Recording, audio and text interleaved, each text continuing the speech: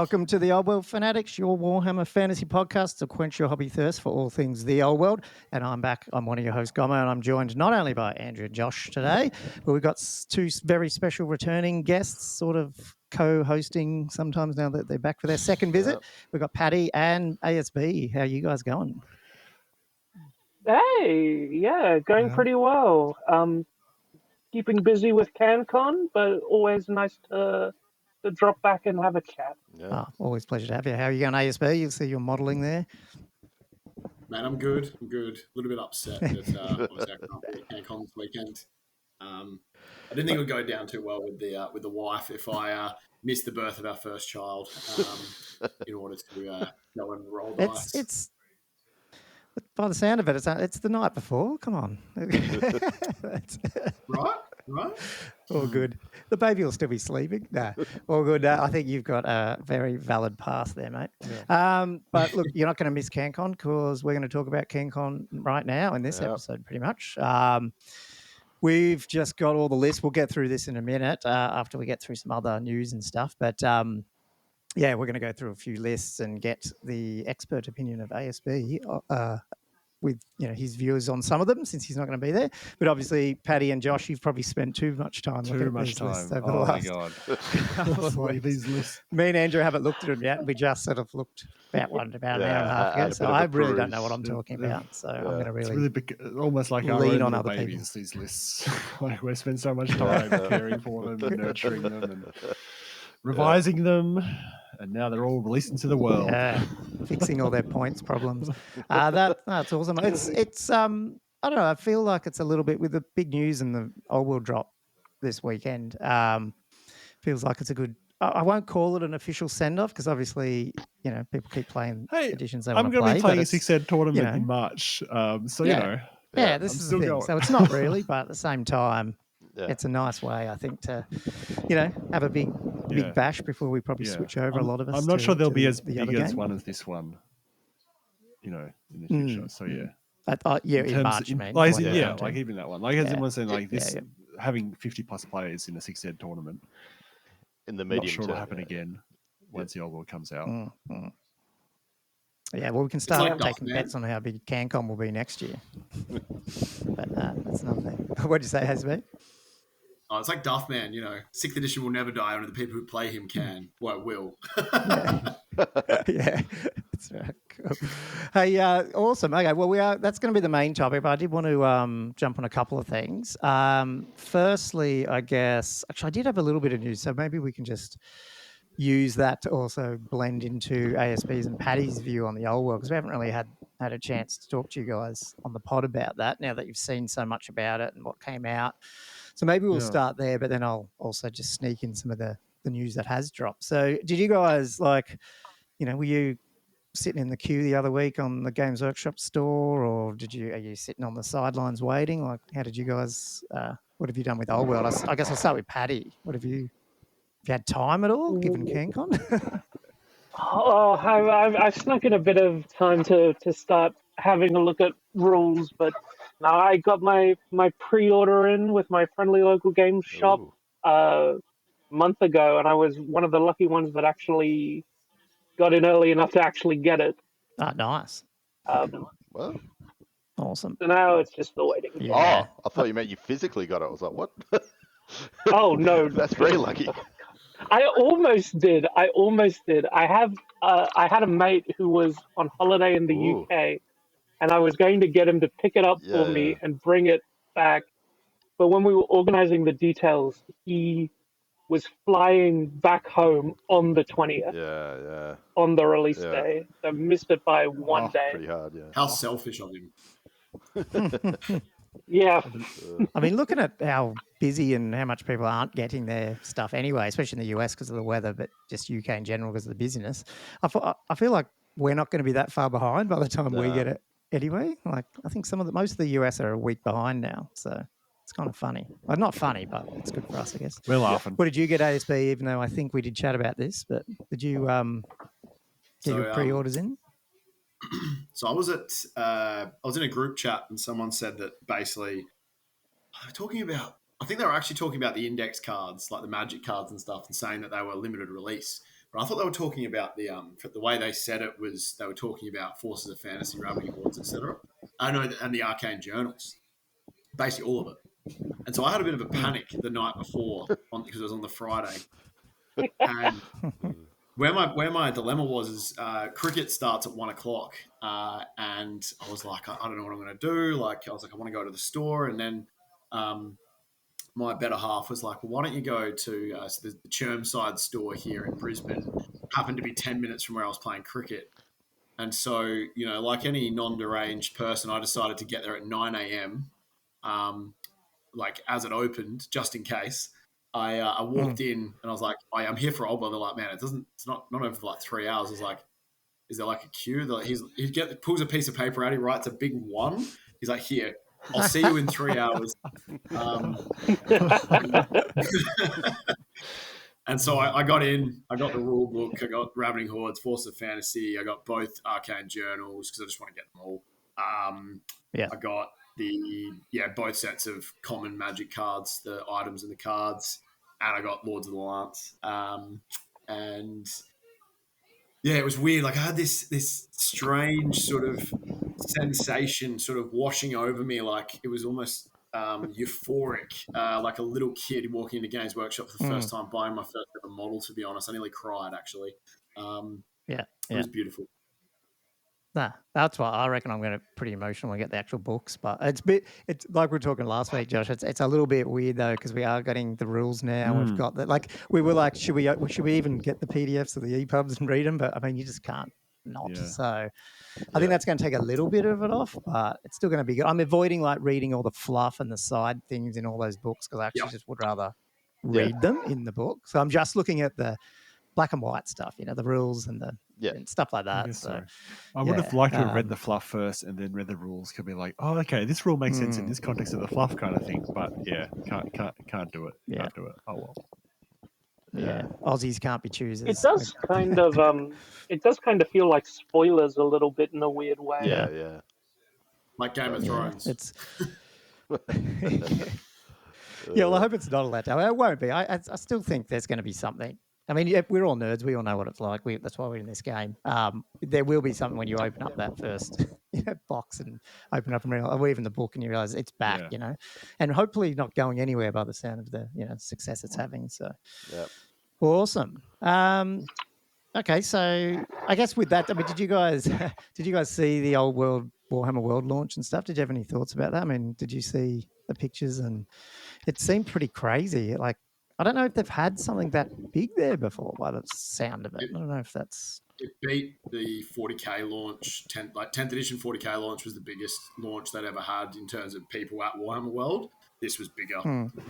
Was it? Yeah, wow. Oh. Yeah, because because I mean, I've been there. Like, they looped around the car park and out the front door to this, like, out onto the road, basically, and it took hours to get through. They're only letting 10 in at a time to actually shop for a bit, get your stuff. Like, insane. Yeah. Yeah. And then apparently once you got in, so it was like, I think it was 2 to 3 hours, depending on the time of day you got there. Then it was an hour to line up to actually get your, to get your stuff off the at the till. Yep. Yeah. It's just, I don't know. Hopefully it wakes them up. Yeah. That is. I'm kind of glad I didn't have to subject my mate who has no interest in Warhammer to that for my sake. That would have been funny to watch. He would have turned driven around the corner and gone, "What the hell? What am I lining up? Delayed my flight for this." Yeah. And it's not. Never know. Maybe you would have picked the game up and started playing.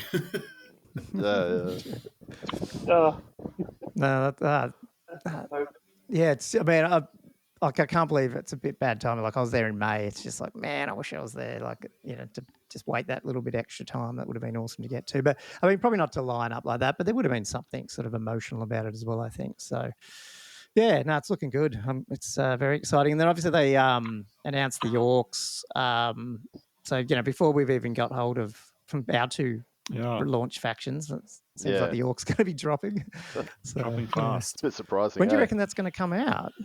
Did they announce that or not really? Like in terms of dates? No, I don't think they put a date on. Yeah, okay. Yeah. But it wouldn't be more. It might be a bit quicker if they're doing one at a time. Yeah. And they did the pre-order. Was it the made to orders this week? I know I don't know. It feels like every week or two. Yeah.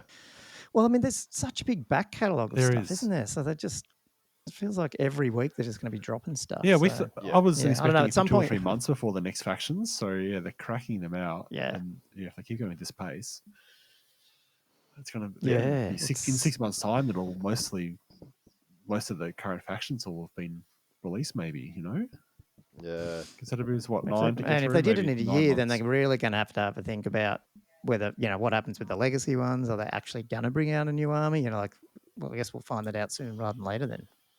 So, who knows? Okay, what do you guys think? Just quickly, what do you think of the lost and found Bretonian Lord and his little helper? Oh, I love his dumb face and his giant head. Did you like the memes? I should actually have my screen on so the YouTubers, but I think people would know what I'm talking they would about. have seen it. I really want to love him. I do. I think if you put aside the hands and the face, it's a cool model. I like it. I was going to say I like this model. Everyone else is making fun of it. Well, I'm going to support it.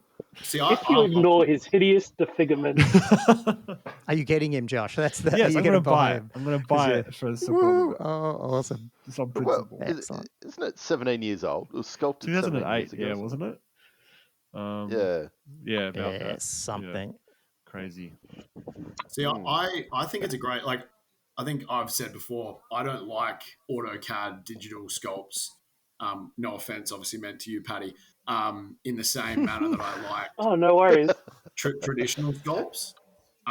To me, and everyone's different, but they just don't do it for me, the AutoCAD. Yeah. It's even like I like the old Tomb King 6th edition sculpts over the new ones. And so that is a beautiful model. And do you know who it reminds me of? It reminds me of Rollo from Vikings. Yeah. God does. Yeah. I actually fully 100% agree. There is such a charm to old models that is just so hard to capture with computer sculpting. And I've seen it firsthand where I look at it in the file preview on the computer and I go, this looks great. And then I print it out and it's just, there's something missing. And I really try personally with my stuff to do that more kind of retro, bigger hands, bigger faces that are more expressive, moving away from trying to get it realistic and more trying to get what actually looks good as the physical model. Yeah. And it's a challenge. Yeah, it's sort of more fantastical, which is sort of what you sort of remember when you look at these figures. I mean, I like the little dude there, the little help, whatever he is. His helmet looks cool. Yeah. Yeah, the whole feeling and emotion behind the sculpting in the piece is actually really nice. So, are there like separate rules coming out for this guy? Is this guy just released by himself? I mean, the fact that they found him in the back of a closet, I don't know. Just with this little guy, you got this little guy behind him. I'm like, well, what's the little guy doing? Well, no, you're right. I haven't seen that I haven't gone through the Arcane Journal in depth, but I'm assuming, Josh, that's not a thing. He's going to be the best charge blocker in the entire game. Every tournament's going to have 5. Yeah. I just wonder if they're maybe going to release certain models and they might not be encompassed within the Arcane Journal. They might have a White Dwarf style rule set or something. Like the old school. Yeah. Obviously. I mean, hopefully they do that in general with the Arcane Journals or anything, other versions down the track anyway, and just get away from having to release whole army books. Yeah. That'd be good. That would. But anyway. Yeah, the Orc one, I haven't got that up there, but I mean, I'm loving things like that Troll Hag coming back and stuff like that. I'm not sold on the old trolls. I mean, I like them, but I don't know if I want metal trolls. Or are they going to do them resin? I can't even remember. There's so much news I haven't read them. So. Is it? Yeah. Yeah, there's heaps of... I don't know if the troll's metal, but there's a lot of metal coming back. Which is... look, I don't mind metal. It just depends. Some metal was just terrible with some figures. Like, Yeah, Yeah. no, that's right. Like just- the, it worked with even that some and metal, others I are think the just- rock yeah. lobber's coming back metal, and I've got 2 fine cast ones, and they were fine, so I'm like not touching them because they're good. Yeah, and they're yeah. light. Yeah, But that's if it. you had bad ones, I can understand wanting the metal ones back. But Yeah. I just like metal because of I like painting metal. I find that it just does something different the way it holds paint compared to plastic and resin. Personally, I find that like my plastic models just there's something about the way metal holds highlights that plastic I find harder to achieve. Yeah.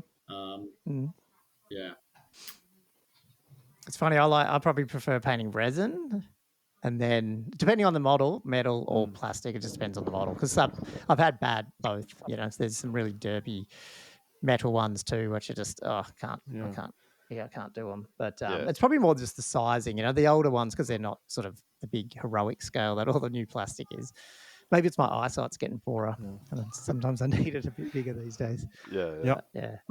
For how much of my collection is resin, I think it is just the worst material of the 3 by far. Just have to worry about dropping it, and it's just, not good. Yeah. It just shatters, doesn't it? Is that? I mean, you just did that today, didn't you, Paddy? I Oh, shouldn't bring that up. yeah. Oh, is it a cart? Yeah, there's a take 2 of one of the trophies. Oh, Poor Felix hit the ground and went flying. I should Oh, laugh, no. but it's just like you've got enough to do before Cancon. Oh well, cool. Okay, well, do you want? We should maybe we can segue into Cancon a little bit before we get in the lists. Like, Speaking of, obviously that's Thursday, and Josh and Paddy, you guys have been flat out, and myself as well a little bit there. Yeah, you've Now, been doing a lot do you want to as just, well. I guess, give the listeners just a brief summary of where we're at and what we're expecting come Thursday, I guess. Man, where do we start? It's been a roller coaster the last week or so since the last time I sort of talked about this.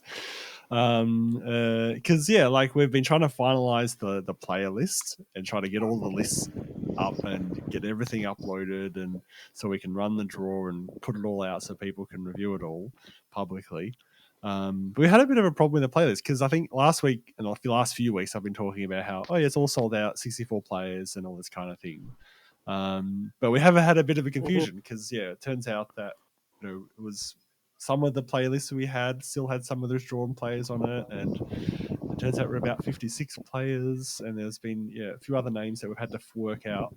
We're still waiting for one person to send his list through. We've got to SMS him and like, come on, give us some kind of communication. So I don't know. We'll see if he turns up. I don't know. Is that No. I won't know. But we hired a private investigator to track him down. You know who you are. He's coming to CanCon whether he likes it or not. It's gotta be. You should see if he's in one of the Facebook groups. He might be on there. I don't know. Yeah, we'll see. We'll happens. We've done what we can. Chase him down. But yeah, we've got 56 players, which really like is still like an amazing number, really for a 6th edition. It's pretty good in this day and age. Like, I'm still really pleased about it. And yeah, we've got a whole range of lists that we'll go through, shortly. Really a whole variety of, some of them really themey and fun. Others can be a bit stronger, or others with unusual choices, which are great. And yeah, we've got. Should we go through the sponsors and that type of thing and the other sort of stuff that we've been doing? Yeah. Maybe a little bit, yeah. Because almost the email you sent around, the sponsors, and also that other cool prize that's coming out and stuff. There's a few things that people can look forward to. Yeah. Are you talking about the 6 Ed? The figure. Yeah, that cool figure as well. So cool. Because we asked him if he could put it was Paddy's idea really to put on the rule book in his arm. The rule book. It's so good, eh? It is so good. Old Johnny Warhammer. That was great. I should try. Let me try to bring that up. Yeah. I can share it, can't I? Like, it's fine for. I mean, not that people watching YouTube probably are coming to CanCon, but they might. You never know. Where is my screen going? Sorry, guys, if I can find it. So is that there? What How's that? Because it looked metal, that miniature. It's cast in metal. Yeah, it is. Oh It is metal. yeah. He cast Yeah, it. that's He's cast it. Oh, it's not on this picture, but he sent us a picture of it it's like in the next level. molds. Yeah. Yeah, it's insane. Yeah. So I think he digitally sculpted it, and then he made a mold, Yeah. and then he made it into metal. It was like, I'm like, how? I don't know how. Yeah. It's like so professional.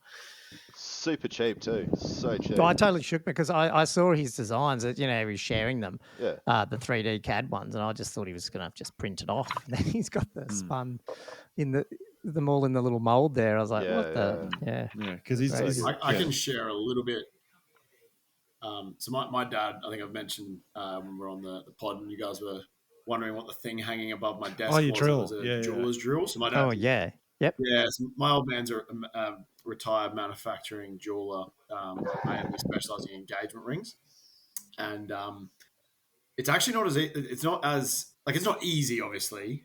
I mean, if you or I was a jeweler or a sculptor or whatever, it would be quite easy to do something like that.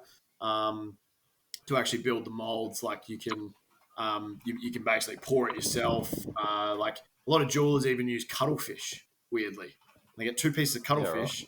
They put the like say a ring in between, and then they basically bind it with wire, and then they pour in the top. The actual casting process. The hard part would have been the sculpting, but yeah, the casting process is not actually as difficult as if you've got the right equipment and contacts. Yeah, and I betcha, like we think it's probably this massive factory, but it's probably just this little thing in the back of someone's room. Is it like spin casting like a little tiny devices? I don't even know. Don't they spin it or something? I don't even know. I guess to shove all the metal to the extremities. Is that how it works? Is that by hand? Do they just sit on a? No idea. Oh, I don't think any of You're us asking have us, like, that experience. why would we know? We'll have to get him on. Frantically Googling. Sure. I mean, that's how I do. Sure, yeah. That's how I do my sure. spin casting every day. But Yeah. It's just so weird now. It's just not. It's just definitely a lost art, probably. But yeah, it's cool. Yeah. Awesome. I'll hopefully see him in the flesh. Yeah. Cool. But, So not to go on about it, but we've also got because you've arranged a lot of this, Colin, haven't you? So we've got Greenskin Games. They're providing some, a bunch of vouchers, aren't they, for the prizes? Is that right? Prize money, like vouchers for their store and stuff for first, second, third, and all that sort of stuff. Yep, and for your doubles as well. Oh yeah, and the doubles as managed well. to get some sponsorship for the doubles tournament on Sunday from them as well. That they willing to come.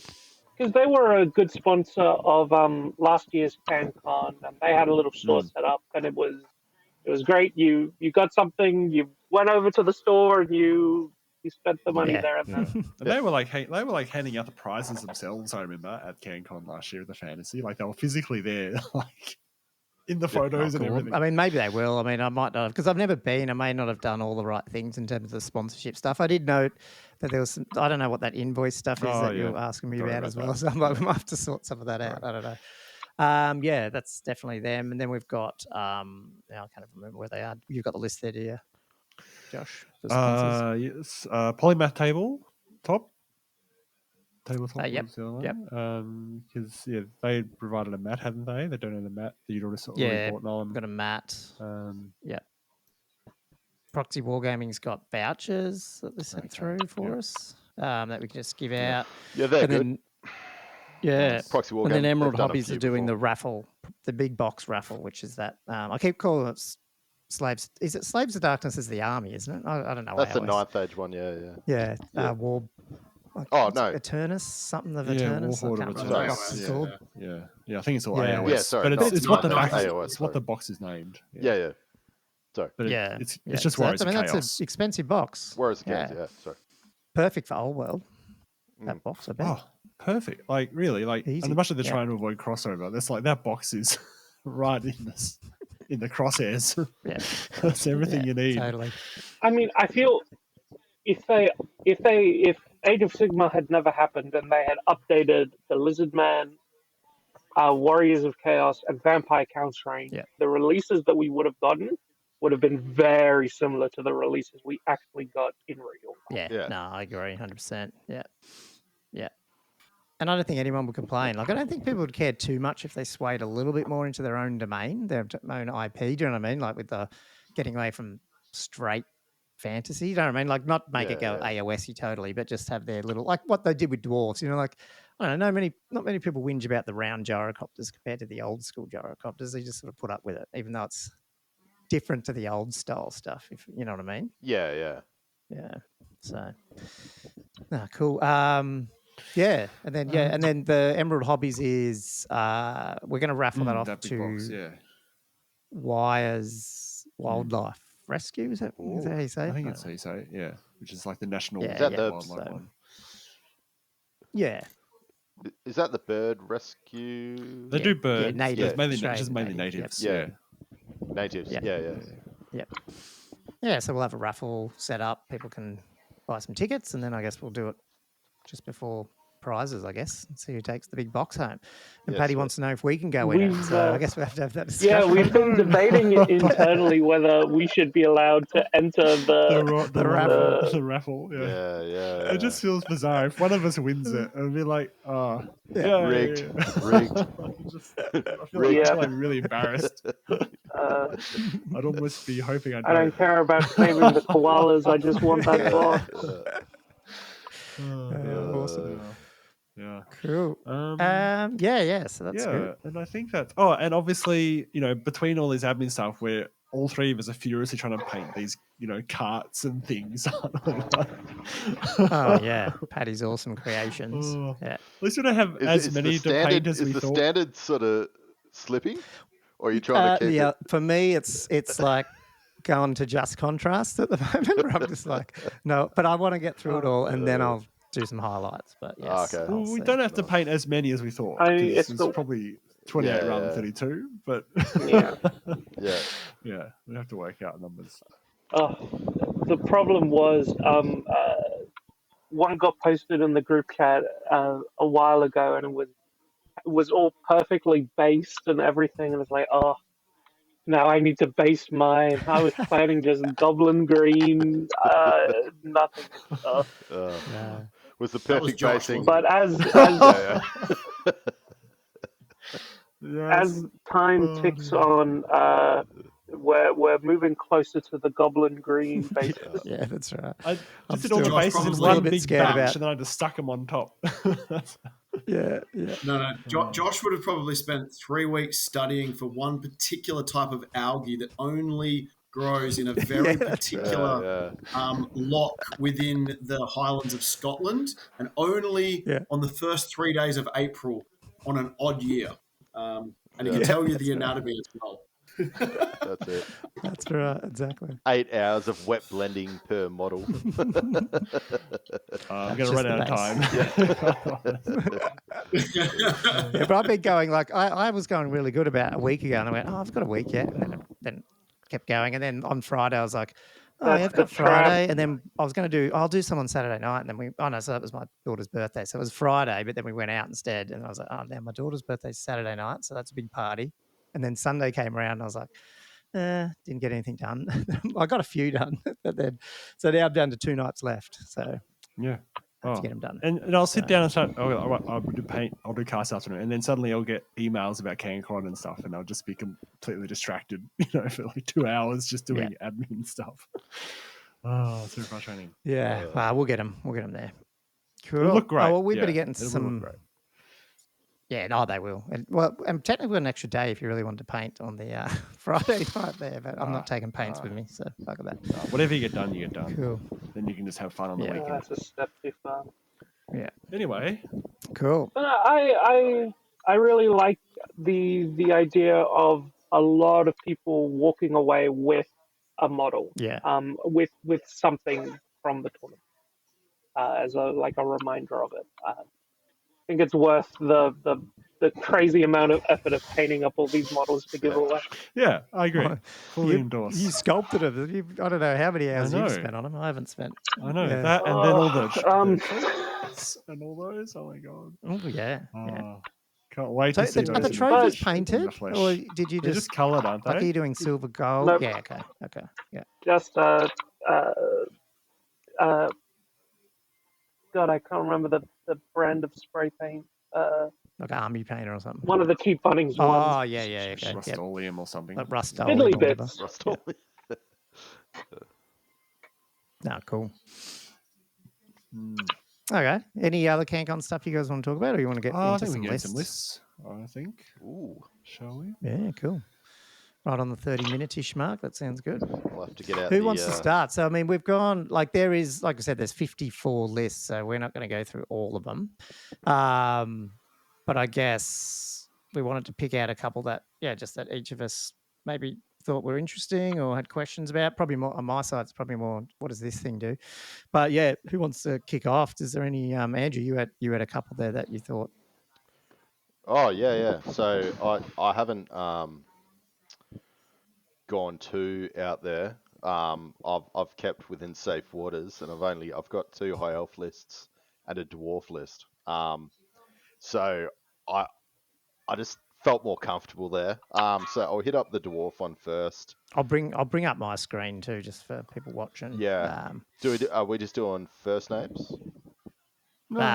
I don't know. Now they can see my screen, so all the names are up there. Yeah, so. no, Okay. do both names. So, yeah, it's all posted on Facebook. Yeah, so now.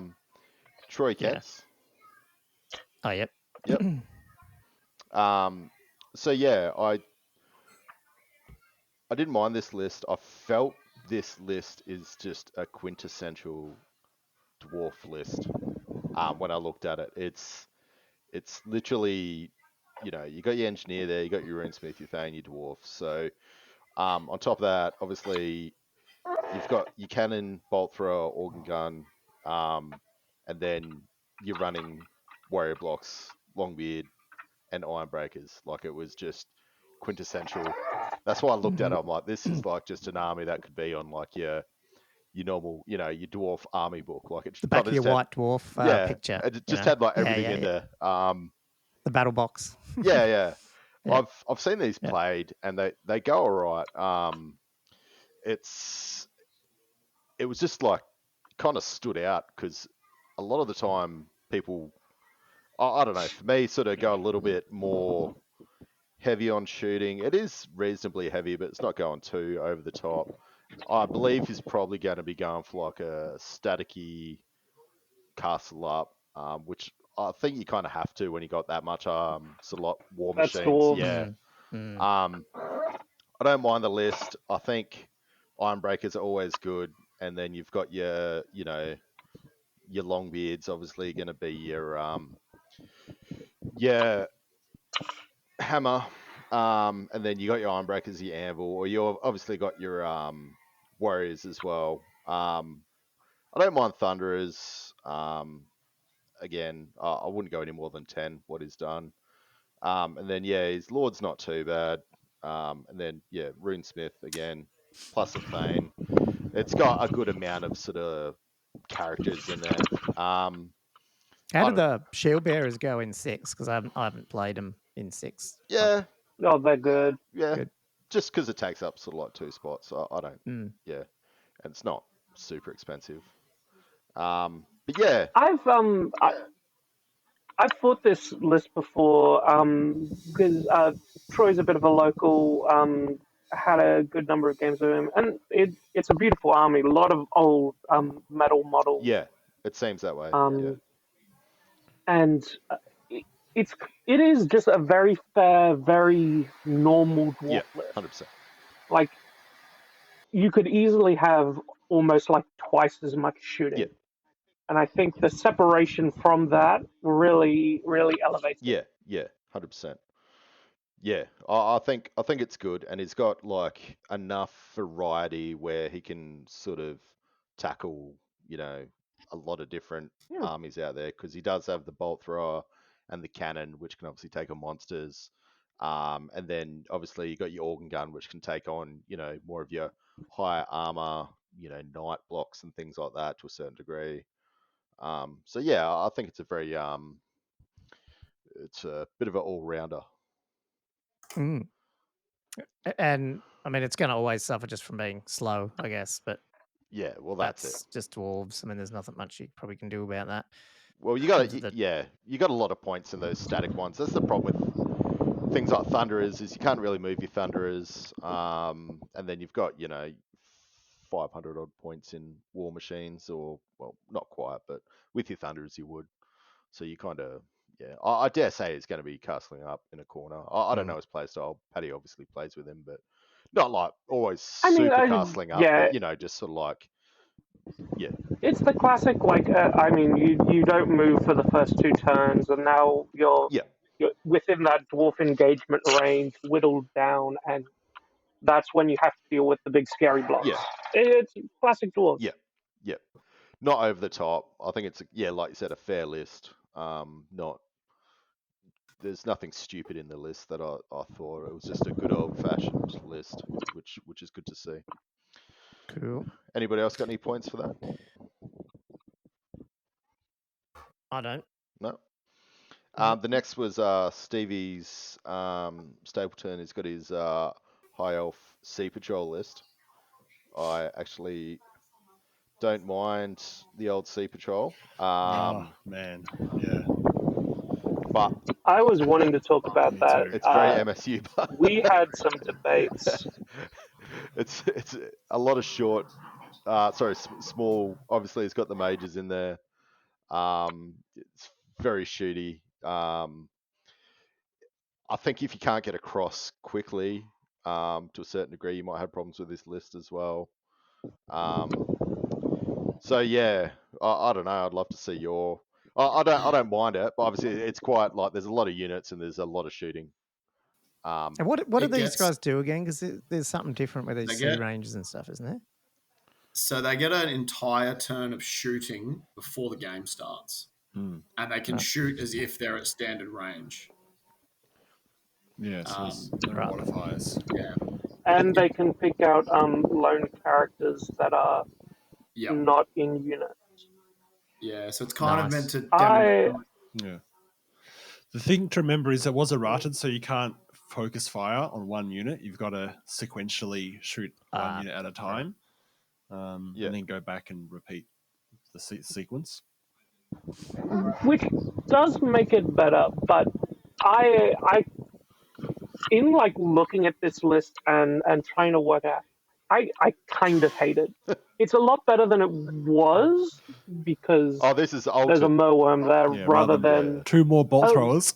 rather than 2 more bolt throwers. Which is originally the situation. Oh, wow. 4 bolt throwers. Because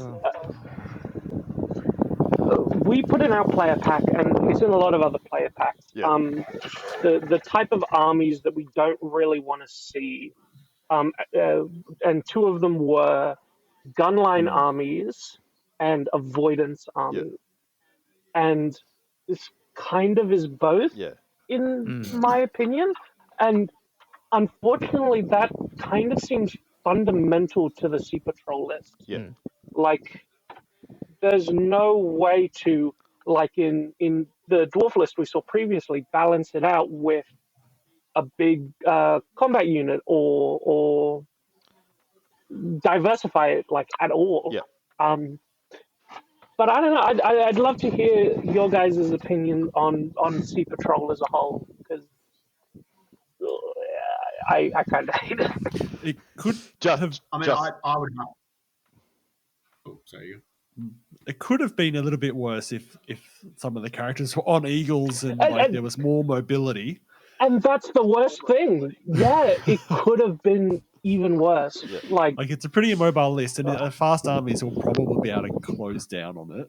But it's still not producing an enjoyable game, even then. It's sort of like you either get shot off or you catch them, and then that's it, kind of thing.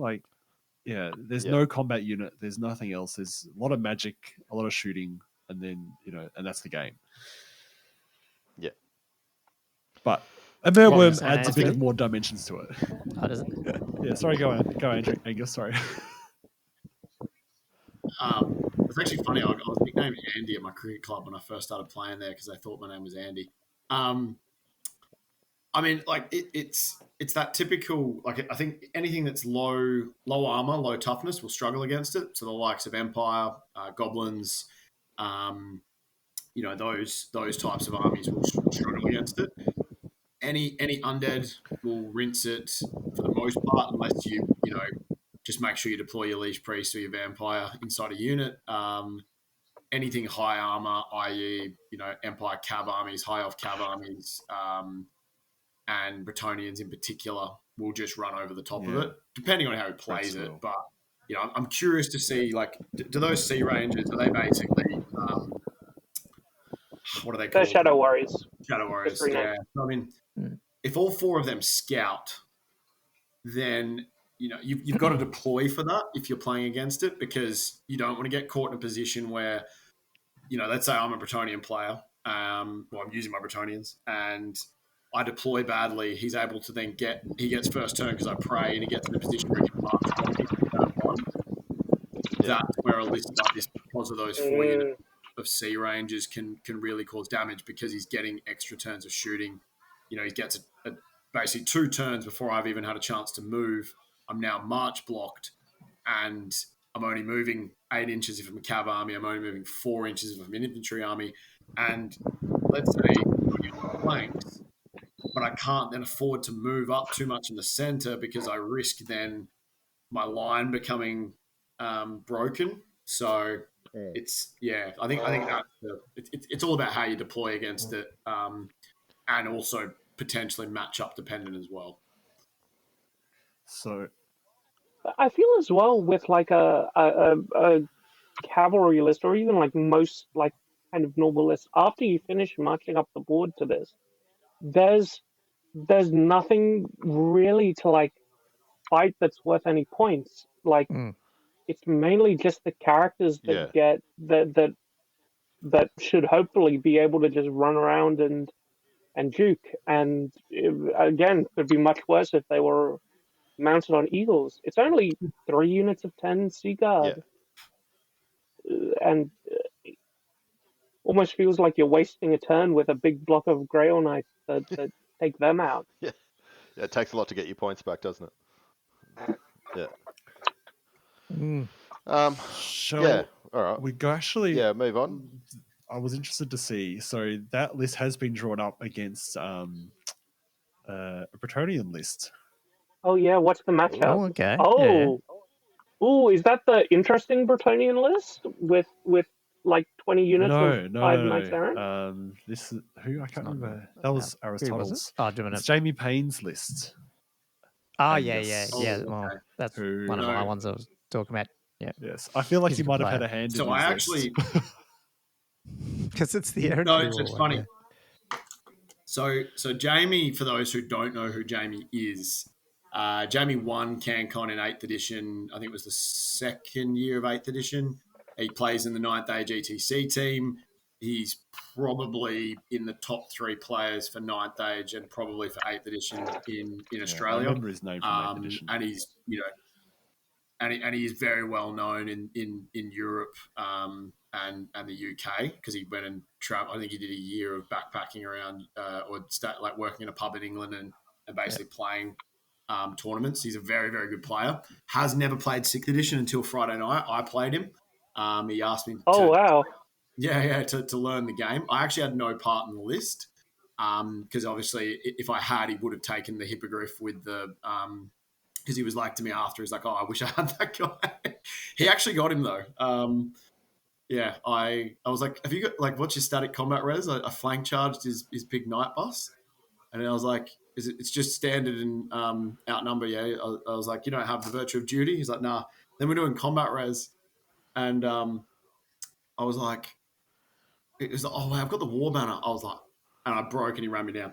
I see. So this is a different list to what he was using against you, if you have a look at it.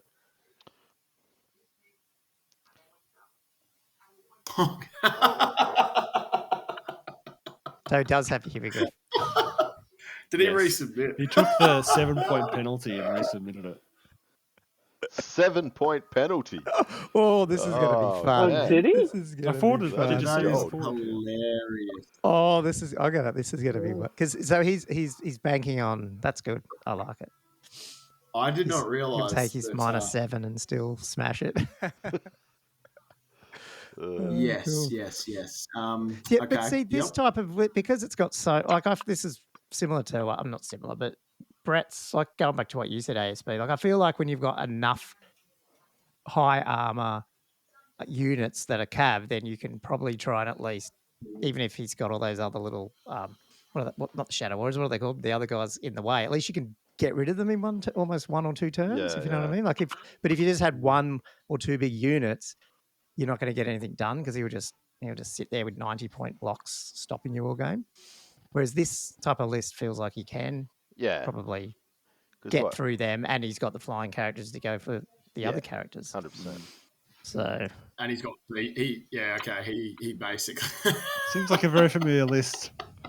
Takes me back to Newcastle last year. Yeah. Copy and paste. It's slightly different. Like he's got Peg Knights. It's not the same. I'm surprised he didn't take a trap. Yeah. The elements. It's a very similar skeleton. But that's cool. That's cool. That's funny. Well, that's cool because this is one of the ones I was looking at because I looked at him and went, I do not. I know, like I've played him ages ago in 8th. I mean, I know he's a good player. And I was like, I didn't realize he'd only played 6th like the other day. That's crazy. That's cool. That's awesome. He's back in it. I mean, obviously he's been playing 9th, but yeah. Cool. Okay. Should we go one more? Do you want one more from me?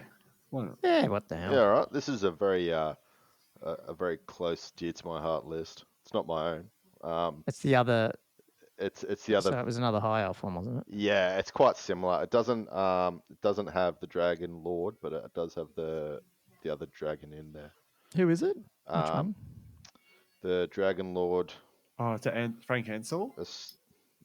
Yeah. Frank Ansel. Fellow does Frank have a dragon? Yeah, is running the Asaniel. Dogs of War Dragon. Yeah. So he's running his High Elf Prince on a steed. Probably just a bit of combat res in there.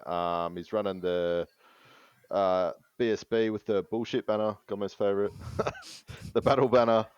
He's got 2 bigger blocks than what I do, running 11 silver helms, which they're good if you get hit with your silver helms. It's good to have a bit of redundancy. I don't have that in my list. He's running 10 archer block, which I've got. He's running 2 chariots. I got the 3. He's running the reavers. He paid for the bows. I can't believe he paid for the bows because they're so friggin' expensive. He's running 2 eagles as well, and his dragon. So it's a very, very similar theme to probably what I'm running. So what's this one? Like, is that a special? Like, is that is that just in the Hive book, or is this what's this guy? Nah, was that in? It wasn't War of the Beard. This guy. No. I think it came out with the Dogs of War book, one of those regiments of renown. Yeah. Cool. So I haven't seen the stats on him. I think he's pretty decent. He doesn't do anything crazy, I don't think. He's pretty much just a elf hero on a dragon. It's like 5 wins, is it? Tough 5 or something? 5 wins? 4 wins, tough 5? I'm not sure. It's kind of like a decent dragon. It's kind of like that mid-rangey sort of utility. Okay, cool. Whoa. Yeah, very similar to mine. So the fluff behind Asano is... I was going to say, Asano is like... Apart from Imric, he's the only other named, known, living Dragon Prince of Caledor in the game. So Imric obviously is one, and Asano is one as well. But he basically after, I can't remember if it was after the War of the Beer or after the Sundering, he basically almost did the whole I'm going to abdicate and piss off basically and roams around the world because he was so upset with what happened. Okay. Is essentially his fluff. Yeah. List-wise, what do you guys think? I think it's a decent list. I think it's quick. It's one of those ones where there's quite a bit of utility. Actually, looking at it, I think it's actually a bit better than mine with the redundancy. How would he set up the heroes in these silver helms? Do you think? Like, is that going to be flexible, or is one built for always Like, one's in one, the BSP's in the other, or what do you generally do there? You probably do either or. I just like having it so that both, like, because a Silverhelm's unit by itself can be quite weak. I do feel like if you put a character in there, he's running 2 chariots, so if you have a chariot going in with the Silverhelm block, you're doing quite a bit of damage. The Silverhelms do need a bit of, even with a character in there, unless it's massively choppy, you really just need that chariot to do those extra sort of 2-3 wounds. I think that helps out a lot, especially with that battle banner. If you got that battle banner coming in, yeah. I'm assuming What he's does got the a war Lawmaster's banner in there. cloak do? I think it's level 1 wizard. Oh, that's yeah, his because he doesn't wizard. have a wizard here at all, hey? Yeah. Yeah, right. I thought you had to And be. would that be I high magic, or is that... Yeah, right. Well, I think what he's going for there is it gives him an extra dispel dice if it makes him a level 1 wizard, but I'm assuming he also then gets access to the +1 dispel. So although he only has 3 dice, he gets +1 to any dispel attempt. So it kind of means that he can either, let's say it's a big spell like a Curse of Years, for example, on one of those Silverhelm units, which is not something that you want going off, or Uranon's Thunderbolt, whatever the spell is. If he 3 dice as the dispel, he gets +1 through his dispel, so he gets a max of 19. Or let's say it's being that they're elves, say it's Law of Fire is probably not a good example because it's only AP 1. But yeah, like something that's gonna say be -2 to his armor, he could 1 dice and get +1 to dispel on that dice, and then +1 on 2 dice to stop another spell. Yep. Yeah, cool. No, it's a good list. It's good. I like it. Yeah, I like having 3 quite powerful, similarly pointed. Like they're all each. No, there's two boxes of silver helms with a character of all about 500 points. A dragon at 500 points, and I think if something got around his flanks, he'd struggle a bit. But I think he's very mobile in terms of heading straight forward. Yeah, but he's got 2 eagles though. Yeah, the eagles. What are you getting around his flanks for too? There's nothing there anyway. So like, I mean, like but the silver helms. If the silver helms get, yeah, no, fair enough. Well, I think the eagles. And yeah, he's. Oh, you go.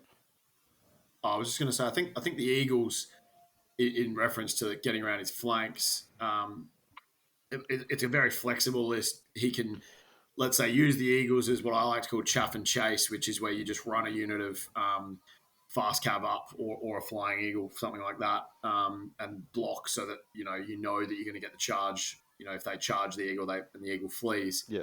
Or he can run the eagles behind his cav units. So if someone does try to get behind, he can just redirect them away for a turn to allow him time to break through, and then be out of. So I actually really like the list. I think it just lacks just the time, probably 1 dice for me on magic defense. Yeah. It doesn't have anything else. There's no scrolls, no nothing. So. Yeah, I think that the one thing to highlight though that is absolutely hilarious is who he's been paired against in round 1. I just realised their best. Yeah, it's a very interesting matchup. These two have never fought each other before. It's an unknown. New ground. That's going to be an interesting podcast episode. Oh, that's good. It's all completely random, by the way. Together. This is not on purpose. Well, did you see? That's funny. It's Alex Burkett. Is he pretty much taking? Is that the similar list that he took to Cancon with the not Cancon Castle with the Savage Orcs? He's got. Is that one? Yep. Yeah, there's a couple of differences, but yeah. Okay. Yeah. Oh. Yeah, That's cool. so funny. That's so funny. We probably should have asked them that because I blocked out me and Andrew on round 1, so we didn't get paired up. We didn't go all the way down there and get paired up to game 1. Yeah. Probably should have thought of that, but that's sorry. Yeah, They'll be sharing the car ride together and everything. Yeah, that's funny. That is Cool. That's it. That's my 3. What did you think, ASB? Which ones did you think were interesting that you saw? All right, I'm just going to get. I don't know how long you got the lists, but I'm going to just get rid of the ones that have been taken from me by Andrew. All right, so there's a Bretonian list that I like. I don't know how it'll go. It got sort of slightly mentioned before, and it's a Knights Errant list that has. I'm just going to go through actually, I'll go through the characters first, and we'll leave the suspense just to build a little bit. So it's got a Bretonian Is it Lord. Harrison's? Yes. Yep. Yes, this is Aristotle. So he's got a Brett Lord who has an Enchanted Shield, Biting Blade, Virtue of Confidence, Gauntlet of the Duel, and a Warhorse. He's got a Damsel with a Dispel Scroll. He's got a Damsel with a Dispel Scroll and a Warhorse. Then he's got BSB with Gromwell Greathelm, the auto include. He then has 5x5 Knights Errant with the Errantry banner. And then he has 6x5 Knights Errant with the Errantry banner. Obviously, they all get champions for free. I think, from what I can see, it hasn't taken musicians, which is always a big cross for me. Musicians There's some in here. it just looks like an Errantry banner Cavalier.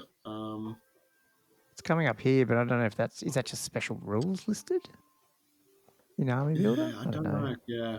Oh, Well, no, some I of think them it is do. because the Cavalier's just got the extra stat. That's probably why it's separate. Is that what you mean? Okay, in that case, yeah, I was Yeah, going they've full all- command. No Grail Knight unit champions. Oh, 1, 2. And then I think 2 units don't have so musicians, it's got 10. and then the rest of them do. Yep. Oh, It's a bit yeah. This one confusing. doesn't. Yeah. Yeah. Yeah, I was going to say that's going to get hard to track. And then then he's just got 2 units of 5 yeomen. Yeah. So I think it's an interesting. I found it like there's a few lists actually that I've picked to talk about that I think are quite funny, and this is one of them. I think this is actually relatively strong. It's going to struggle in certain matchups because it just lacks. It's mobile, but it's not 360 20-inch fly mobile, if that makes sense. Yeah. It's got good magic defense. It can countercharge with the world. So I think it's a good list, but it will struggle in a couple of matchups. Do you think he ran out of Knights Errant and that's why he included the Yeoman? Well, maybe that's why I started including musicians. Just like 80 That's points. true. That's true.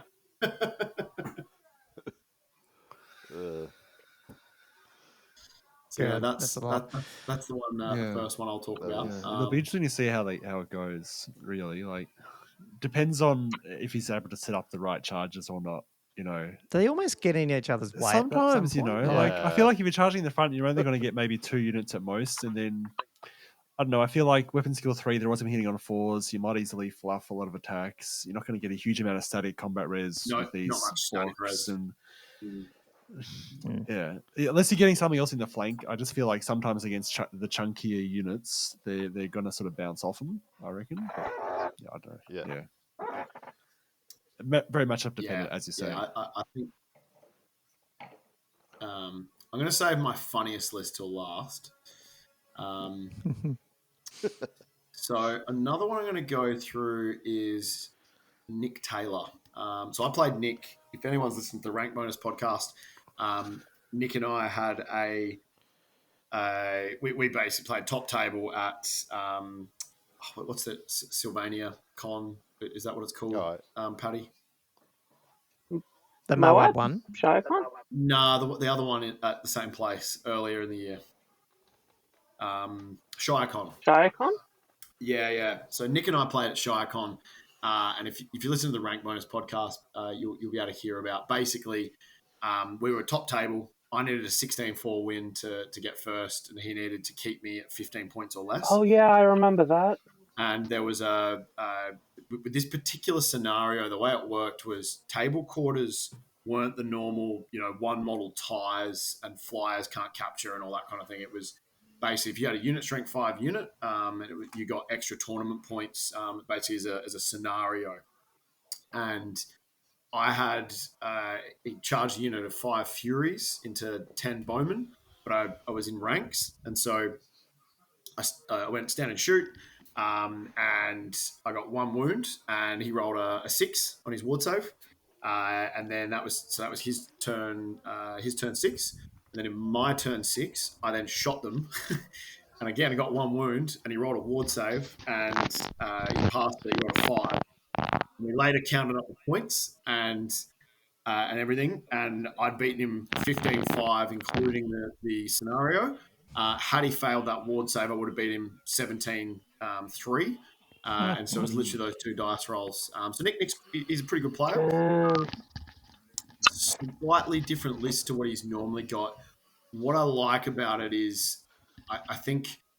So, I'll give context. He's got a Slannesh Beastman army. What I like about Slannesh with Beasts is it mitigates one of the Beast book's biggest issues, which is low leadership. So he's got a Demon Prince, Marcus Slannesh, level 3 Wizard, Diabolic Splendor, Blades of the Ether, Unholy Icon, Soul Hunger. 545 points. He's a level 3 Wizard. Obviously, you can go Laura Slannesh, or he'd be able to go Shadows or Death from memory. Diabolic Splendor, Blades of the Ether. So Diabolic Splendor means he's always got a ward save instead of the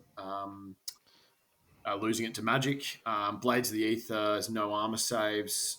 Unholy Icon is... That's the one that lets a demon lead beast. Right. Yep. I can't remember what Soul Hunger does. But that's a really good model. If you think back to the last podcast I was on with you guys, I talked about having every selection in my list has to have 2 roles. And for me, this guy fulfills so many different roles because he's a level 3 wizard.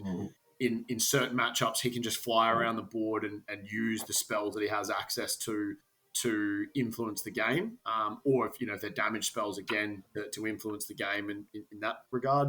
Obviously, charge when he needs to. He can march block, and obviously he can fly that 20 inches to give his high leadership, his leadership 10, to a low leadership army. So I think it's really clever. 2 Bray Shamans as well, so it's a very magic-heavy list. Both level 2s, one with the Stark of Darkoth, Chaos Armor, one with the Bray Staff, Spell Familiar, and Dispel Scroll. So he's got good magic defense, he's got good magic offense, and really good flexibility in that. The key there is the high leadership from the Demon Prince. He's got, for his core, 2 Gore Ungor herds, one with 6 Gore, 6 Ungors, standard musician, with additional hand weapons, and the other one is the same full command on both units, but the other one's only 5 and 5. Tuskor Chariot, Marcus Slannesh, although I actually don't know if you can mark Tuskor Chariots, guys, just on list checking. That came up. We did check this. We saw that before, and it's debatable, but we bought his explanation of why he was allowed it to made do sense in the books, like once you look into it. Yeah. Pretty sure it's not actually an option. It would have been would have been great if there was an FAQ either way, but it was vague enough that it's fine. No, it's in there now. No, Slid it in. Hey, sorry, just go back to the Gore Ungor stuff. What's the foe renderer? Is that just an extra? That's- Is that just that's dude? the unit camp. Okay, yeah, cool. Yep. Just I thought it was weird being 20 points, but yeah, cool. And So then he's Festival got block. Yeah, then he's got 20 Bestiors, full command, War Banner, Marcus Slannesh, so they're immune to psychology. Again, mitigating that low leadership. 5 Furies for some flying chaff, because there ain't no chaff like flying chaff. Then he's got his hammer, along with the Demon Prince, 4 Dragon Ogres, great weapons, light armor, and then 2 Chaos Spawn. I think it's an interesting one with the Tuskor Chariot with the Marcus Slannesh. From my memory from reading the book, like you can't do it, but obviously you're the TOs, it's your ruling. But also you can't flee with that chariot, which is, I think, one thing that I would personally not take at March, so I can flee if I need to. But yeah, I think it's a really good list. It's erring on the side of magic heavy. I'm personally not a fan of, like I think I've said before, you pick 2 things and you make sure you're really good at them. Magic, apart from when I'm playing Vampire, counts because it's kind of, you have to. It's not something that I invest a lot of points in, but it obviously can work. It's just too risky for my liking. But yeah, I think that's a really, really good list, and I would not be surprised if he is, pushing into that top 10, if not top 5, maybe even a podium. How strong are the Dragon Ogres in 6th? Are they pretty? They're pretty tough. They're pretty tough. Yeah, because it's funny when you see light armor, but I think they get a 4-up scaly skins. They've actually got a 3-up save. Yeah, toughness 5. I think it's strength 6 or strength 7 with great weapons. They reached that strength 7 with great weapons. Yeah, well, they got like 4 attacks each or something. Deal with carriot. Yeah, right. Yeah, 4 wounds. I think. Do they have regeneration as well? They might. No. Yeah. Can't remember. Dragon Ogres. Some kind of. Yeah. They've got the gimmicky lightning rule. Exactly. Yeah. Right. They hate flyers and all that. And the other thing I'd also just point out is the beauty with Chaos Swarm, and they've got Marcus Slannesh, they roll 1 extra dice for their random movement. So they can actually move 18 inches a turn if you get double box piles plus 1. So yeah, that's definitely I think a really good, well-rounded list, very flexible. The other, is it okay if I go through 2 more? One of them won't be very long. Because 2 of mine are already gone, so it's fine. Oh, cool. So. Okay, I've actually got 6 more open if you want me to keep going. But I think I've got an Empire one here somewhere and something else. But yeah. Anyway, so yeah, go Tim for it, mate. Stewart. So I play cricket with Tim. He's becoming a good mate of mine. And we met through the hobby. Ben Leopold, who's going, also the same. Actually, we met through the hobby, and now we've played. This is the double wyvern and double giant. This is the other one I had. Yep. Yeah. Yep. Oh, sorry, mate. I actually played Tim. I played Tim not last Friday because I played Jamie last Friday. I played Tim the Friday before with this list, and it was. I think the score was 12-8 to myself with that CA Bretonian list. I got off to a really good start when I think it was like, I think he miscast and he basically didn't get any. I can't remember. Something bad happened. I think it was the shaman, not the great shaman from memory. Miscast and blew his head off. He rolled a 1 in the second turn, but yeah, he pulled it back pretty well. It's Orc and Goblin lists. I've never seen one with such a low model count. It is tiny for an Orc and Goblin list, but it's got 4 large targets. 1 unit, doesn't it? 2.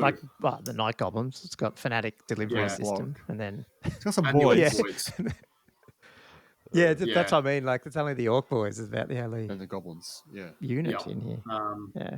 But yeah, 4 large targets, 2 flyers. It's got some decent shooting. It's a wacky list. I think it'll catch a few people off guard because they probably won't know what to do with it. And Tim's a pretty good player as well. He came 3rd at one of the events I ran up here recently with his Bretonians. So when I say recently, it was 8 months ago. But yeah, I think it's a wacky list. It's kind of fun. It's Orc magic, right? You never know what's going to happen. Yeah. You can go and get stomped on and here we go and all that jazz, and you just get taken off by the magic because he's got the double do and do-dahs as well. Giants can be swingy, so it's one of those lists that everything could go terribly because it's orcs, and it's got giants and it's got those weird and wacky things, but it also, if it comes off, it can, especially with the extra mobility from the wyverns. So that's another one I like. I just love it because coming from 8th edition and hadn't played a lot of 6th up until this year or last year, I didn't see orcs with wyverns and giants. You just didn't see them, so it's that's why I liked this list. I wasn't sure how powerful it was, but it's good to know that it's got some. It could be a tough matchup, but as you said, it could also just be orcs and do what orcs do. Well, there's only one. Sorry, I was going to say there's only one bunker, really, isn't there? Yeah. You got the Orc boys that you're putting the 2 shamans in. Yeah, no, one shaman's on the.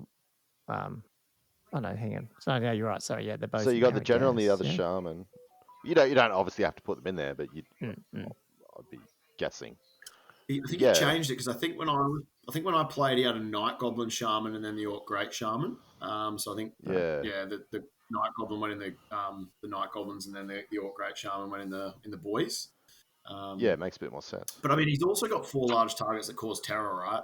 So in certain matchups, like terror bombs, and I actually got terror bombed in that game. That's what kind of broke the game back in his favour. It was looking probably like a 20-0 at the start of turn 3, and he managed to peg it back. I think it was either 13-7 or 12-8 my way after that. So yeah, it was quite funny. There's actually is it okay? I have two more, and then one thing I'll say before we move on. It's interesting to see he's been drawn against the first list we mentioned, Troy Kent's Dwarves. Classic matchup. Ooh. Classic matchup. That'd be good. That'd be a good matchup. I don't rate the Goblins very highly in that matchup. Because, he doesn't have any big units. There's enough shooting to deal with large targets. Yeah. There's a lot of large targets. Gun the Wyverns. Yeah. There's a lot of +1 to hit. Yeah. So this one is more of a. I don't mind special characters, but Archaon, really? Oh no, we got Archaon. Oh god. Yeah, I saw that one. Nesbitt, I think. So Tim. I know Tim. Yeah. I've met him in a few 9th Age tournaments. Good guy, really good guy. But yeah, I was looking at the list. I was like, oh, he's only got 1 character. But I was like, that's weird. It said Archaon. Get down the bottom. It's the last one at the bottom. Yeah. 155 points. So he's got a sorcerer who is a level 1 Slannesh 2 scrolls.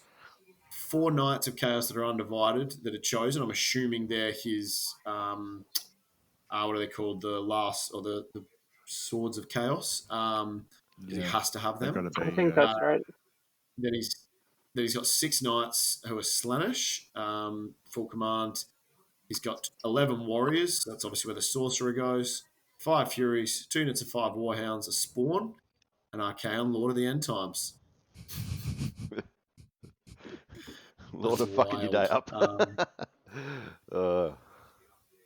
It's look, you've got to, when you're playing against a list like that with someone like Archaon, you need to then really draw on the rules of the sort of, I guess, more advanced rules. For example, I'm trying to line up a flank charge on the flank of those knights that Archaon is not on, so he doesn't get to fight me. He can't issue a challenge, and I break him on combat res. So I'm trying to get a lance of knights into his flank. I don't believe he makes the unit stubborn. If he does, that's probably not going to work either. I don't think he does. I can't remember, to be honest, if he does. I'm pretty sure he doesn't. Yeah, I hope he doesn't, because that's not going to be fun for someone if he does. But yeah, I think that's the kind of strategy you've got to try and employ, is go, well, if he doesn't get to fight me, then, and I can break him on static res and run him down. But I haven't seen anyone that can match him in combat so far from all the lists I've seen. Maybe if there's, I didn't look through all the Wood Elf lists. If there's someone with Annoyance of Netlings, that would be pretty funny, watching Archaon get stuck in a challenge hitting on 6s. He does have enough attacks, though, that he could probably still do it. He's got 8 attacks. But yeah. There is. I think there is some annoyance. 8 or 9. Yeah, there is at least one list. I remember someone tried to do that with a Treeman Ancient, and we said... Oh, that was the backup list. Yeah. We do have an elf-only Wood Elf list with a Highborn in a block of... has he got Eternal Guard? Yeah, in a block of Eternal Guard, and it's got the Annoyance of Netlings going on that one. Yeah, it's a good So combo. who's Tim's matched up against? Who knows, bit? Yeah. I don't know. Oh, it'd be very funny if Archaon was fighting Snotlings. Oh, the Snotlings. So no. Timothy Bolton. That's my final list that I'm going through. The Snotlings. Oh, yeah. Playing Bolton. So 2 Tims going at it.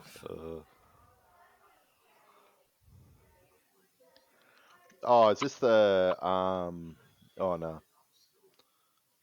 No, it's not the one I was thinking. Yeah, I feel sorry for the dwarves in that matchup. Unless they can get, you only need to kill 1 or 2 knights before you can start picking out Archaon, or at least randomizing to hit him. Possible.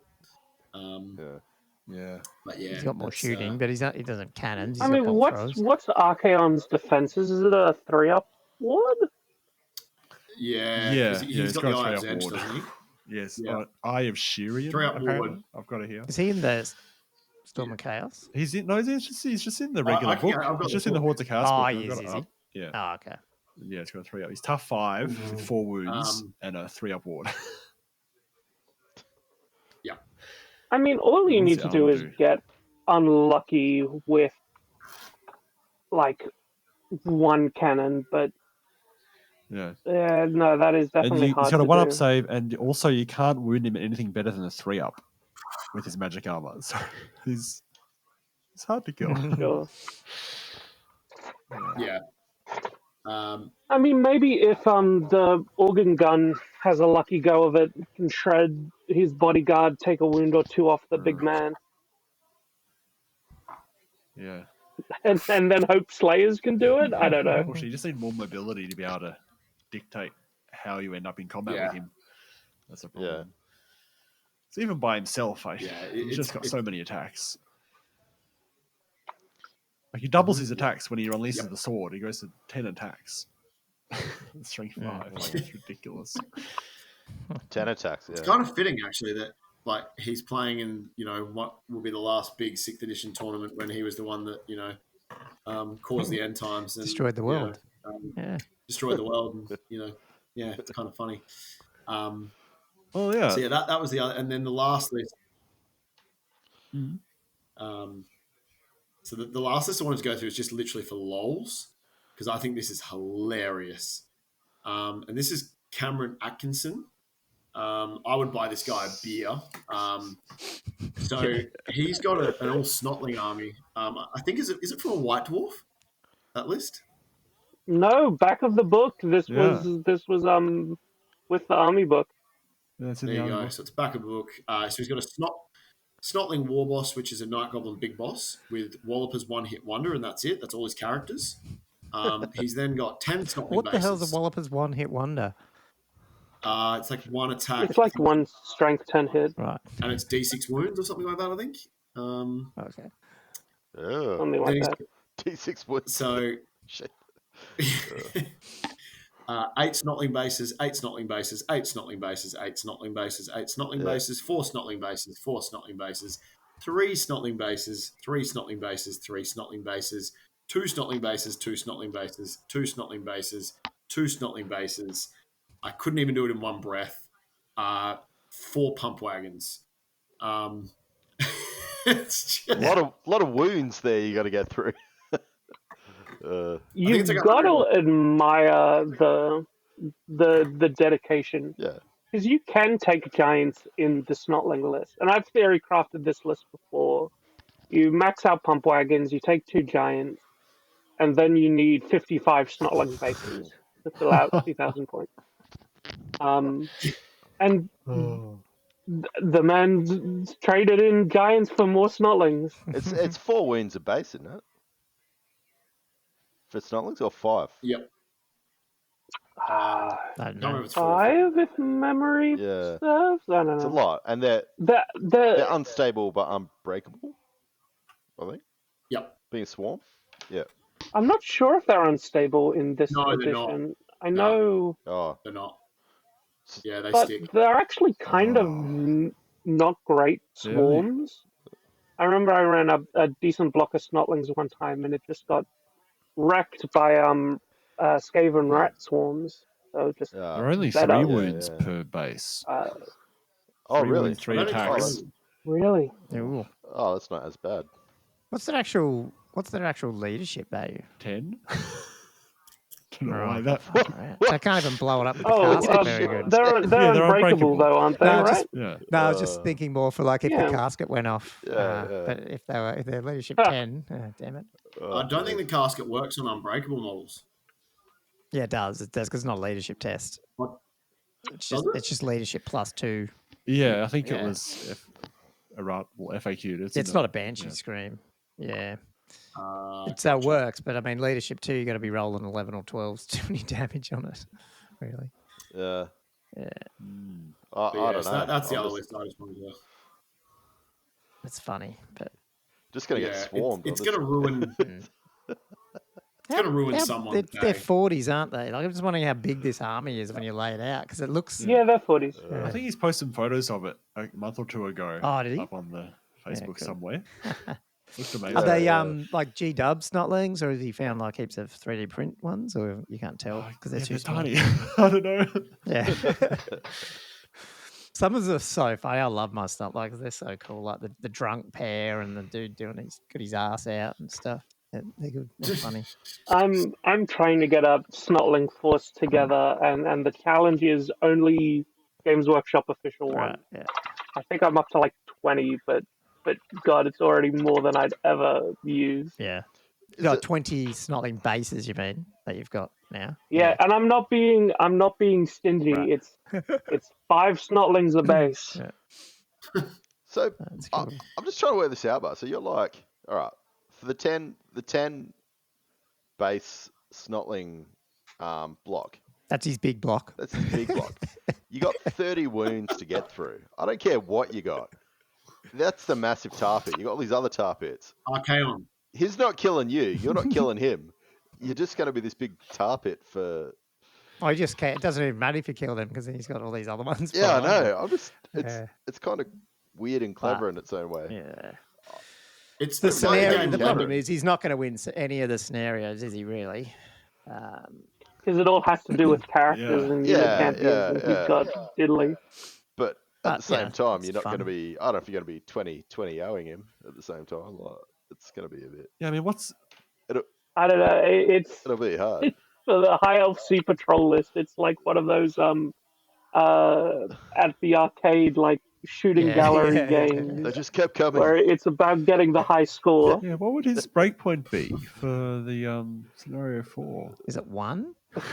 1. Oh, hang on, no, that's it has to be the general. Yeah, hey. so it'd He's be gotta 2 points general, for So you. it's 2.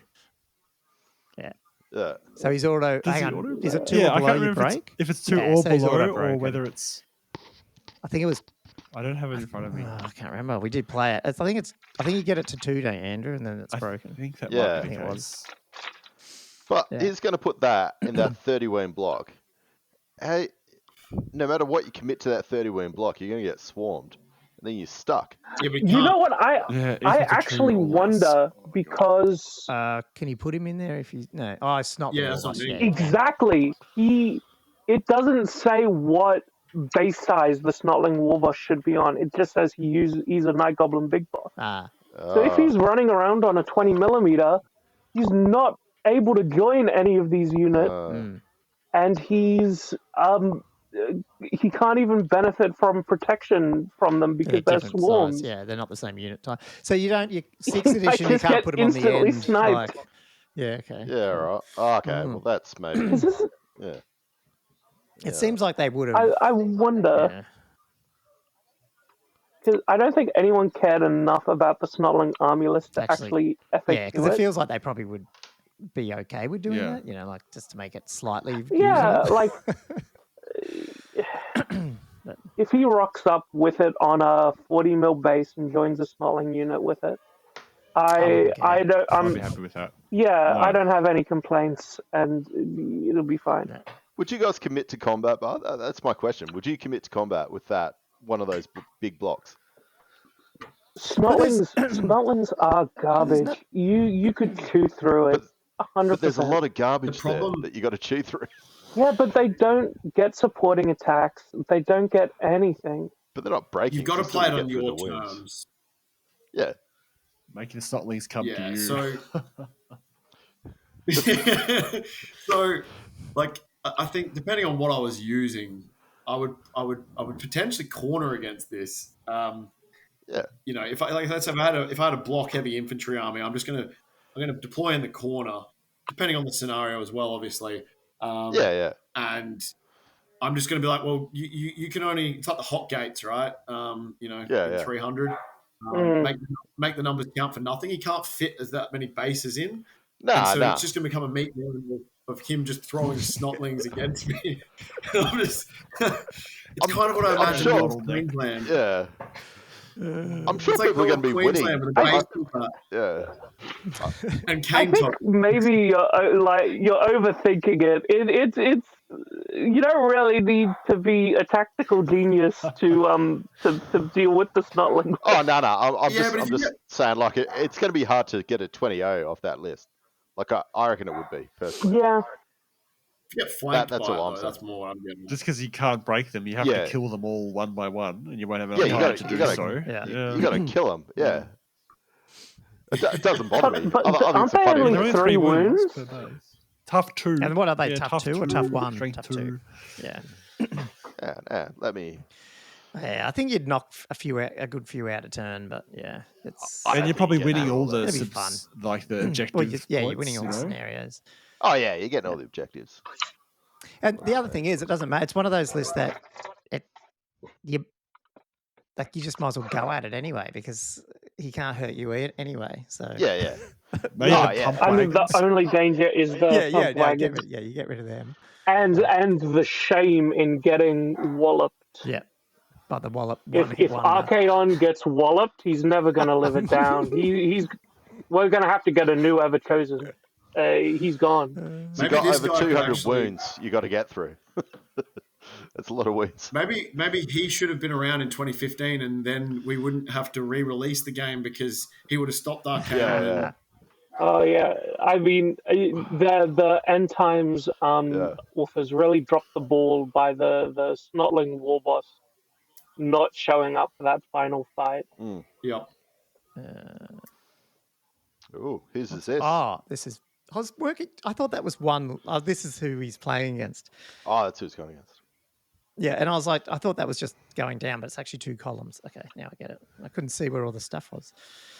He sent me this list in a weird format. This was the best way to upload it. Yeah, Zach's he's a club mate of mine. He lives down the road. He comes over sometimes for games. He uses Excel for his lists. That's why it's in that format. Ooh. Yeah. No, I mean, yes. I mean, all this stuff, you just eat through it. Just where he can eat through it fast enough, I guess. Castles, Stegodon, 3 Pterodons, 3 Croxels. I like this list. It's just a very normal Lizardman list, except like the main guy's on a Carnosaur, which is a nice. It's interesting. Yeah. Yeah. No, you should. He won't have any trouble with that one, obviously. I've only got one other one, so I might just bring mine up and see what you guys thought. I just thought where was this Empire one with all those flagellants? Who was that? Oh, that's a cool list. Oh, yeah. Is it Daniel? No. Is that Oh, Dave? yeah, I think this it might is be. Yeah, this is it. So I guess my question is it good? Because I haven't seen... Again, I never saw flagellants in 8, so I was like... So they're better he in almost, 6, aren't they?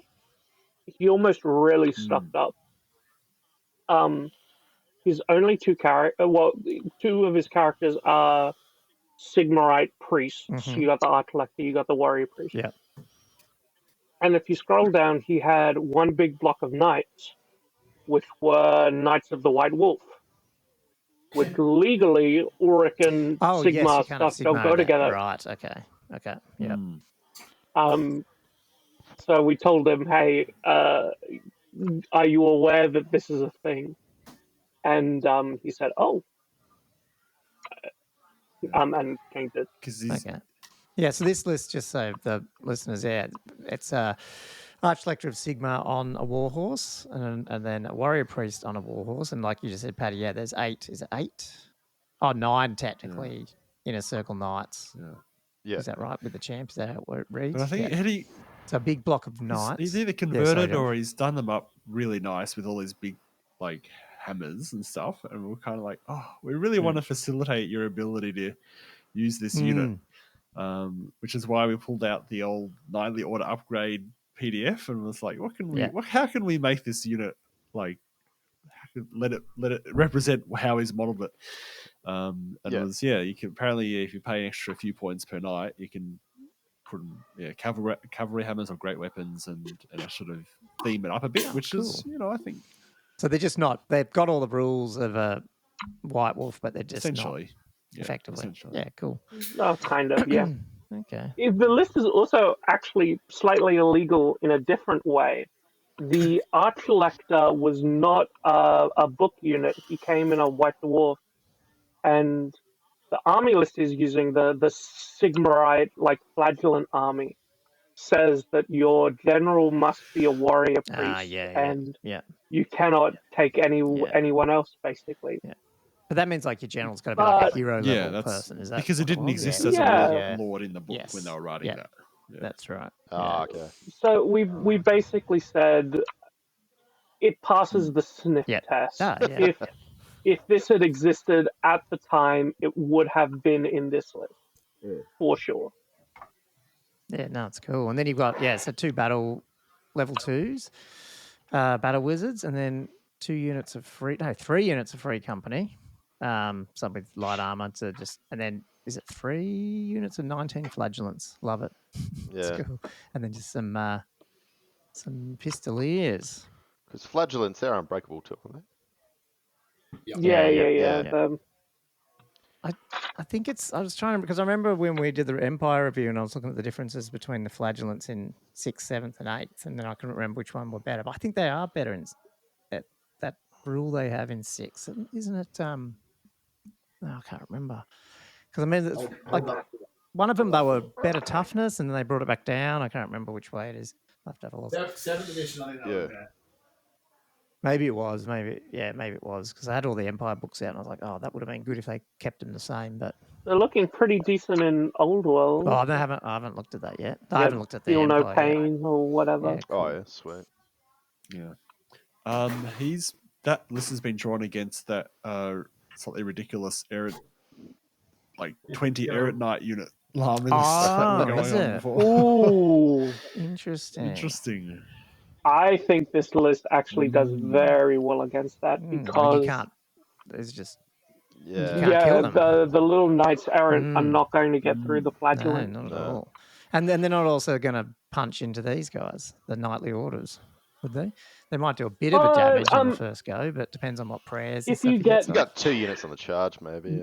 Yeah, that's what I think the Knights Errant are going to do. They're going to try to hit you with 2 or 3 of those tiny units at once, and that's going to be the smack that gets them. But even then, I don't think they can get through 20 flagellants. Nah. Yeah. I mean, these free company, they're just straight. They're not scouts or anything. That's just the art. That's just the huntsmen. So these dudes are just yeah. Depends if he wants to march these guys up and just keep his other guys back and just let them take the initial hit and then come in with his flagellants and knights, I guess. Yeah. I mean, how many units of errants did the dude have? 11? Whatever it was. 10. Yeah. 10. 10. Yeah. God. So flagellants in 6th edition were actually very vanilla. They were still unbreakable. It was the martyrs they brought in 7th edition. I've got the 7th ed book here. I'll just check the 6th ed book. So in 7th edition was when they had they could martyr on the roll of a 1. It was they kill. Yeah, that's right. Yeah. That's where you kill one of the person, didn't you? Yeah. And then they can re-roll failed rolls to wound, or they could add +1 to their combat resolution score. So on a Was 1, that like dark elves there? Yeah, they were like the dark elves. Just sacrifice. But on a side note, they are looking so good in Old World. I'm taking 30 with a warrior. 30. Cool. Yeah. Awesome. I have to start painting Empire. One list that I wouldn't mind looking at. It's a very normal Dogs of War list, except that it not Angus's one. I don't think. I think I know what you're talking about. But it's got Lucrezia Belladonna in it. Radovich, who is a very wacky character with some very poorly worded special rules. Special character? No idea. Evan running Lucrezia Belladonna. So what is Like- is that a she? What does she do? Is it a she? Yeah, She does a whole lot she of stuff. does. She does just like a crazy amount of stuff. But the big weird one is any human mercenaries within 8 inches of her automatically rally, instantly As soon as they automatically get to within rally. 8 inches. Right. So So bizarre. she's so So it's the question of what happens if a unit Breaks breaks within from 8. combat within 8 inches of her. Yeah. Or they flee from a combat. They're broken, and then they flee into the range of the 8 inches and stuff. Like it opens up a whole lot of weird possibilities. But I mean, Yeah. Yeah, you still would break because then you have to be broken in order to rally. Is that right? Yeah. So So you'd break. I thought you'd break, Yeah, you'd we've- travel, and then turn around, and have to be an inch away from your enemy. I thought at least. The way, because I basically, we worked out how it would be, and I typed up a thing of like, this is how we are playing her for this edition, Okay. for this event. Yeah. And basically, if you break from combat and you would be pursued and mowed down, the pursuer rolls higher, you're still gone. Oh yeah. I get you. Yeah. Yep. Yeah. But if you were pursued and you flee, you basically just don't move the combat. You count as like having drawn, because you flee as half an inch, 1/12 of an inch. You instantly turn around and rally, and then they Recharge you. pursue into you again. So it's easier just not to move them, but they count as charging on the next round Yeah, of right. combat. okay. Yeah. Yep. And Yep. if you flee but they don't pursue, then you move an inch away and rally. Yep. Yeah, that sounds fair, I think. Because when you do the flee and catch straight away, I mean, you don't technically move anything, do you? You generally just roll the 2 dice. And if you beat them, you're dead. Yeah. So, yeah. And it also seems unfair, like not the rules' intentions to make all humans within 8 inches of her unbreakable. Yeah. Yeah. well, the dice roll is speed, But yeah, distance. Yeah. yes, That's a good exactly. point. Yeah. It's definitely a unit that could have done with an FAQ. Yeah. Well, she's not cheap, so you'd think for the points you're spending, you'd want to get some bonuses. Obviously, you said there's other rules. Oh, she does. There's a bunch of other rules. She is a great Yeah. unit. I've got her in my Amazon Dogs of War list. What is she like an infantry thing, or is she sitting in? Like, She's on a what is horse. she- No, she's on a horse. Okay. She's 380 cross, points. Side. Yeah. Yeah. She's basically like an evil mercenary damsel. Yeah, right. I think she's themed on Lucretia Borgia. If you ever watch the series with Jeremy Irons, she's around the 1500 sort of Renaissance period, and was the illegitimate daughter of the Pope. Borgia was his family name. I can't remember what his first name was. I think and she was like real sort of backstabby. He was good with poison and all that kind of stuff. I'm pretty sure that's because she's a stallion, I think, or Tealian. And so yeah, I'm pretty sure that's who she's themed on. Yeah.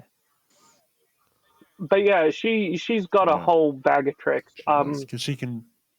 You pick one friendly character to get Killing Blow for free. You pick another character that you roll a dice and improve that many stats by 1, which is Is just that like the whole game, like at the beginning of the wacko. game, or is this like every? Yeah.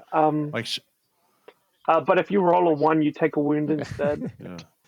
I think she can poison an opponent And character as well. Yeah.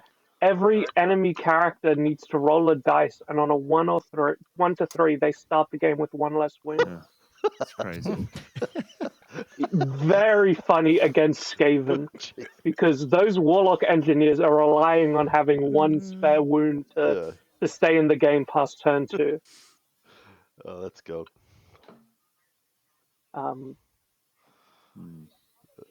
But yeah, other than that, very normal Dogs of War list. Yeah, that's pretty cool. There's also that Orc and Goblin list that's like just wolves.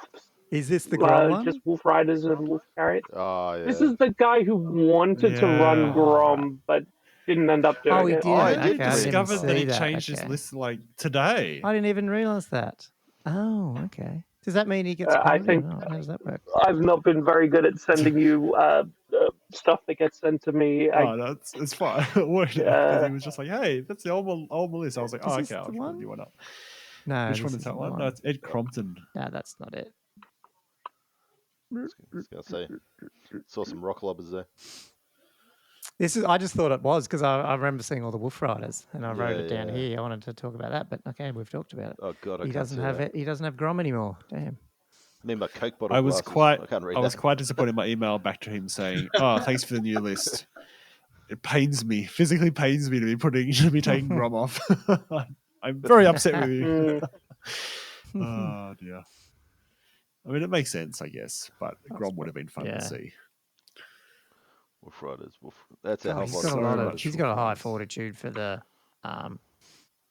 1, 2, 3, 4, 5, 6, 7, 8, 9. We 10, should have 11, grudge 12, matched 13. this guy versus the 10 Knights Errant unit guy. Oh. What's Who the can leadership? estimate their charge distance better? That's a leadership on the Goblin War Boss. That'd be fun. Oh, What, 8, 6, 7? 7? Seven. Yeah. 7 or 8. Man. Not good. It could be a bit of panic there. This is the one I'd like to get a casket off on. Oh, yeah. Oh, yeah. Jeez. To counter that, the entire army just deploys facing Yeah, back. well, yeah, we can with all these guys. Well, yeah. Come at me, Gobbo. Just face them back. Let's go. Wolf chariot. I mean, you could with the chariots too, eh? They just move around. Yeah. And they're all 9s, aren't they? So 18-inch move. Yeah. Oh, they're Yeah, 9, all aren't they? Yeah. 9s. Mm. Got some crazy Oh, lists okay, going. well, I thought it was going to be more exciting to talk to, but it doesn't have. So he's just put more Wolf Riders in, has he? Because how much was Grom? Grom's like almost 300. Yeah. So, He's too much. so why didn't Grom fit in there? So it was the breaking point mission because you get to pick one unit to be your like priority target that's worth double So fortitude. he would have been 8. So yeah, because Grom is the general and the BSB and also one unit. You kill him and it's game and he's very easy. Oh, okay. Oh, so he took it out, obviously knowing that. Yeah. Okay, I get you. So I thought it was for some reason he's Hasn't legally. Grom got like a 3-up ward save and regeneration though? No, I don't think he even got the ward save in this edition. He's got a regen, It's like a and 5 if he up. does have a ward save, it's 5 up. Okay. Yeah. Yeah, 3-up's pretty generous ward save. Yeah, I thought it was pretty good. Bloody Archaon, Jesus. Cool. Or have you got any other, Paddy or Josh, like that you saw when you were going through? They should warn us about. Yeah, he doesn't actually have a ward save in, Okay. in 6th edition. That's There's later on. a Nurgle Legions list hanging around with a great unclean one hiding in there. Yeah. Scary. It's too Saw static. that. Yeah. I How suppose fast it's is just, that There's a thing couple move? of really I suppose there's a someone just couple of really fun lists, but interrupting you. There's a couple of No. really fun lists, but for the most part, they're all pretty tame, and there's nothing like, holy shit, what a crazy list! This is gonna. I've never seen this before. How many crazy lists did you guys have to send back? Seems like there was a couple. I reckon they said a few back. There was a few discussions. Not that It many. felt like it, but I was People like- were pretty Most of tame. them, yeah. A couple of bastards kept trying to slip Two two tree tree men. man lists in, and then there's a no go. Yeah. But other than that, Yeah, there's a lot of I seem to remember a lot of you guys discussing two treemen a lot. Or saying, "Oh, there's another one." So yeah, it's funny. I didn't mind. Oh, and that was Sorry? there was John McDuff's Skaven list that Oh, he yeah. tried to do. Yeah, which had all the nasty stuff, all this warp lightning and rattling gun, like multiple rattling guns and Jezzails, and it was just 5 warp lightning casts, 2 rattling guns, 2 warp lightning cannons, big team of Jezzails. Just lots of ratty shooting. John Is there does like anything surprising to you guys about like the breakdown of the armies in terms of like, more than others? I think there's only one Skaven list. There's one Skaven and only one Tomb Kings. Yeah, I noticed. I think it was. Yeah, that's me. One Skaven. Is there only one? I think there's a fair few Wood Beasts of Elves. Chaos. Is there only one of those? It's annoying because it's in this 6th edition one that it's all under Chaos. Hordes of Chaos. So I couldn't tell. I think there's like 1 or 2. There's 2 beasts. maybe. Yeah, 2 beasts of Chaos. There's a second 2, one there. is there? Yeah, okay. Yeah. Is Britannian the highest? Nah, Wood Elves and Wood Elves. Was it High? There's a few high No, it elves. must have been Wood Elves. Yeah. Vamps is pretty much up there too, I thought. Yeah, actually Vamps. Probably Vamps. Yeah. 1, 2. Yeah. Oh, yeah. That's 8 vampires. How many ogres are there? Is 2. there just the one? I saw 1, but yeah, there you go. Chris, the last that. No, because Matt's playing Chaos. Oh, is that it just got changed this afternoon. Yeah, so that's changed. Oh, Sorry, okay, I was right, meaning to okay. get around to doing that. That's cool. Again, he submitted the list to me a while ago. I thought I passed it. Yeah. 2 Dark Elves. That's cool that you can break it down. Although there's more Dark Elves that are playing Cultist Slannesh. Slannesh, yeah. 2 of them, which I know nothing about. I'll talk to Josh about. Yeah, what did you think about the Cultist Slannesh, Josh? Did you go through that? Yeah, it's interesting. Very interesting list. Lots of scouting going on with that one too. If you notice, even the anointed, the nasty anointed guy. Well, that's why I was like, oh, cool. Maybe I'll use my cool little bound item from that dude that's sitting on the casket. But the dude's got 3-up save or something. Yeah. On those units, whatever it is. At least look like it.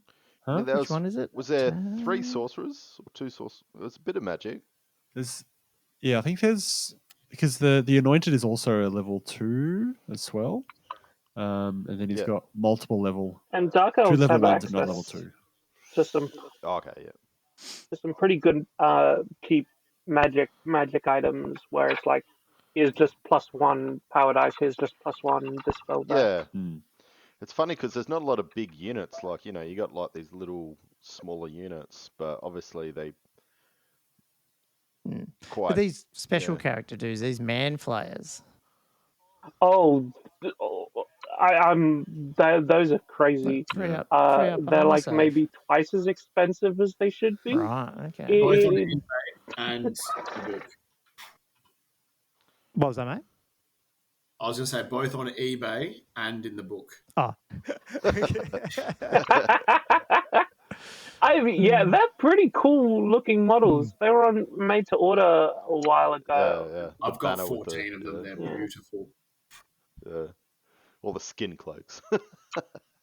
So I was looking at them initially because I've got to play this. And I was like, and they got all this banner where it's -1 to hit. I was like, I don't care. I'll just shoot 5 up. Yeah. Toughness 3. But then I'm like, oh crap. There's 5 of them, and they're almost 300 points. Yeah. On a 6. Yeah. There's very little armor. Yeah. But so is that wrong? Like, why is this a 3? What's a 3 up? Yeah, but this is a 5 up. Yeah, Oh, is that just a mistake? I wouldn't look at the army builders. Okay. Well, now I'm happy. So you're saying it is a 5 up because this one's heavy armor. Heavy this armor. one says heavy armor here. Why is army builder? The cloak. I can't remember if the cloak does something. Yeah, army builder shit for some stuff. Cloak could easily do something. Oh, wait, I can get it up. I've got the. Because if that's the case, then that's cool. That's good for me. Is it just -1 to hit? I was just The rest thinking, of it sucks because it's all immune to psych, probably. Yeah. Gomo, that like you love the casket that much that I actually think of you almost like do you remember Pinky in the Brain? And he's always up to these like diabolical It's you in the casket. So all I was going to say, mate, is just don't put all your eggs in one casket. No. No, well, these guys I'm actually looking at from just like shooting them because I mean they're only. I really can't see. I don't think the flaying coat gives him an armor save, so it's really just a heavy armor. Right. Especially with Tomb King's shooting that That's ignores. I mean. Like I don't care about these penalties. Yeah. Yeah, because there should be -2 to squishy. 3 if there's skirmishes with the additional -1 or 2. Yeah. So yeah. You'll be fine. So 5 up. Pew! Does the banner give them a 5-up ward save, or is it just Mengel that has a ward save? Banner is just the minus to hit. Yeah, I don't think they have a ward save. Yeah. Yeah, well, it's not saying it here, but I don't know. Yeah. They're like one well rolled fireball away from the whole unit being dead. Yeah. For 300 points. Oh, my 3d6 strength 2 bound item might do some damage too. Yeah. Don't give away all your tricks there, Gomer. You gotta keep some of your tricks out yourself. I think the next hour of the podcast is a strategy talk on how to beat this list. So And I'll here's still what you're lose gonna it. do. That's all good. It's fun. Yeah, it's a very it's a mobile type of army, but it's very soft. It's got quite a few tricks in the lore of Slannesh that gives it, as I was talking about last week. Really have fun with. But some of those spells, I think, if you're immune to psychology, you don't get affected by them because they're baiting. Some of them are randomly usable against units that are immune to psychology. There's a couple, not all of them, but there's a couple of them that so you'll have some outs as well. Have you got them there? So it's a fun printing list out all my You still 6th have edition access spell to cards. dark magic. See? What's Take that? with me. I've been printing all the 6th edition spell cards to have with me. Oh, you've got them. After our chat, Yeah. Were you printing the old ones as They're well, handy. or just the 6th ed, the old world? No, these are 6th ed, but I have. You have some of the old one as well. I thought you bought didn't you buy Oh, seven sets or something? Gomer? Yeah, but then it won't be here. So if I get a couple of games down there, I want the bloody cards. So they look cool. I made backgrounds. When are we going to squeeze in some games? I'm pretty excited to play a game, I'm not going to lie. Yeah. Yeah. Hell yeah. No new project has really grabbed my attention. So I've moved on to how can I make my Amazons work in Old World, and I think they're going to be Wood Elves this time around. Wood Elves aren't bad. Yeah, it's not a bad idea. I was having a squeeze at them. Yeah, but they don't. I don't look think any like book is the book bad. doesn't look bad. Yeah. There's I don't know. I'm a bit disappointed in the dwarf book. It hasn't It changed. seems- a lot. I don't good. think it's changed at all. I think every other army has gotten like 1 or 2 little new characters as like a treat, or they brought back forest sprites or high elf honors or other cool things, and dwarves kind of just look exactly how they were in I 8th. like the Rangers. I I think reckon the Rangers, the gyros and whatnot. I like those. I think the war machines haven't changed a hell of a lot. You're but- excited to field 18 gyrocopters? Oh, I was looking. They're They're $59 at the local game store, and I'm like, $59 times 18. I'm like, that's not too bad. That's a good deal. Sorry, SB, you go. I was going to say great return on investment. Yeah. I think the dwarf book looks really good. I think the problem is they're never going to get Bear Cav because if they're planning to do Kislev, which No. it sounds like Kislev Yeah. have, so they could do Goat Cav perhaps. Big Cav? But I think dwarves Yeah. are not. They're not meant to have Cav. Yeah, I agree. But like, I think they could have done some stuff. I don't know. Put them on some ponies. Nice. Yeah. Oh, Like yeah. Paddy did. They could get a steamship. Like, there's all sorts of shit. They could get like an airship. like a Wow. proper big. They did that no Yeah, but AOS, they can't. didn't that's Yeah, AOS. Well, yeah, but in some of the books, like the fantasy, they've got these big dwarf Total airships. War, they bring in. Total War as well.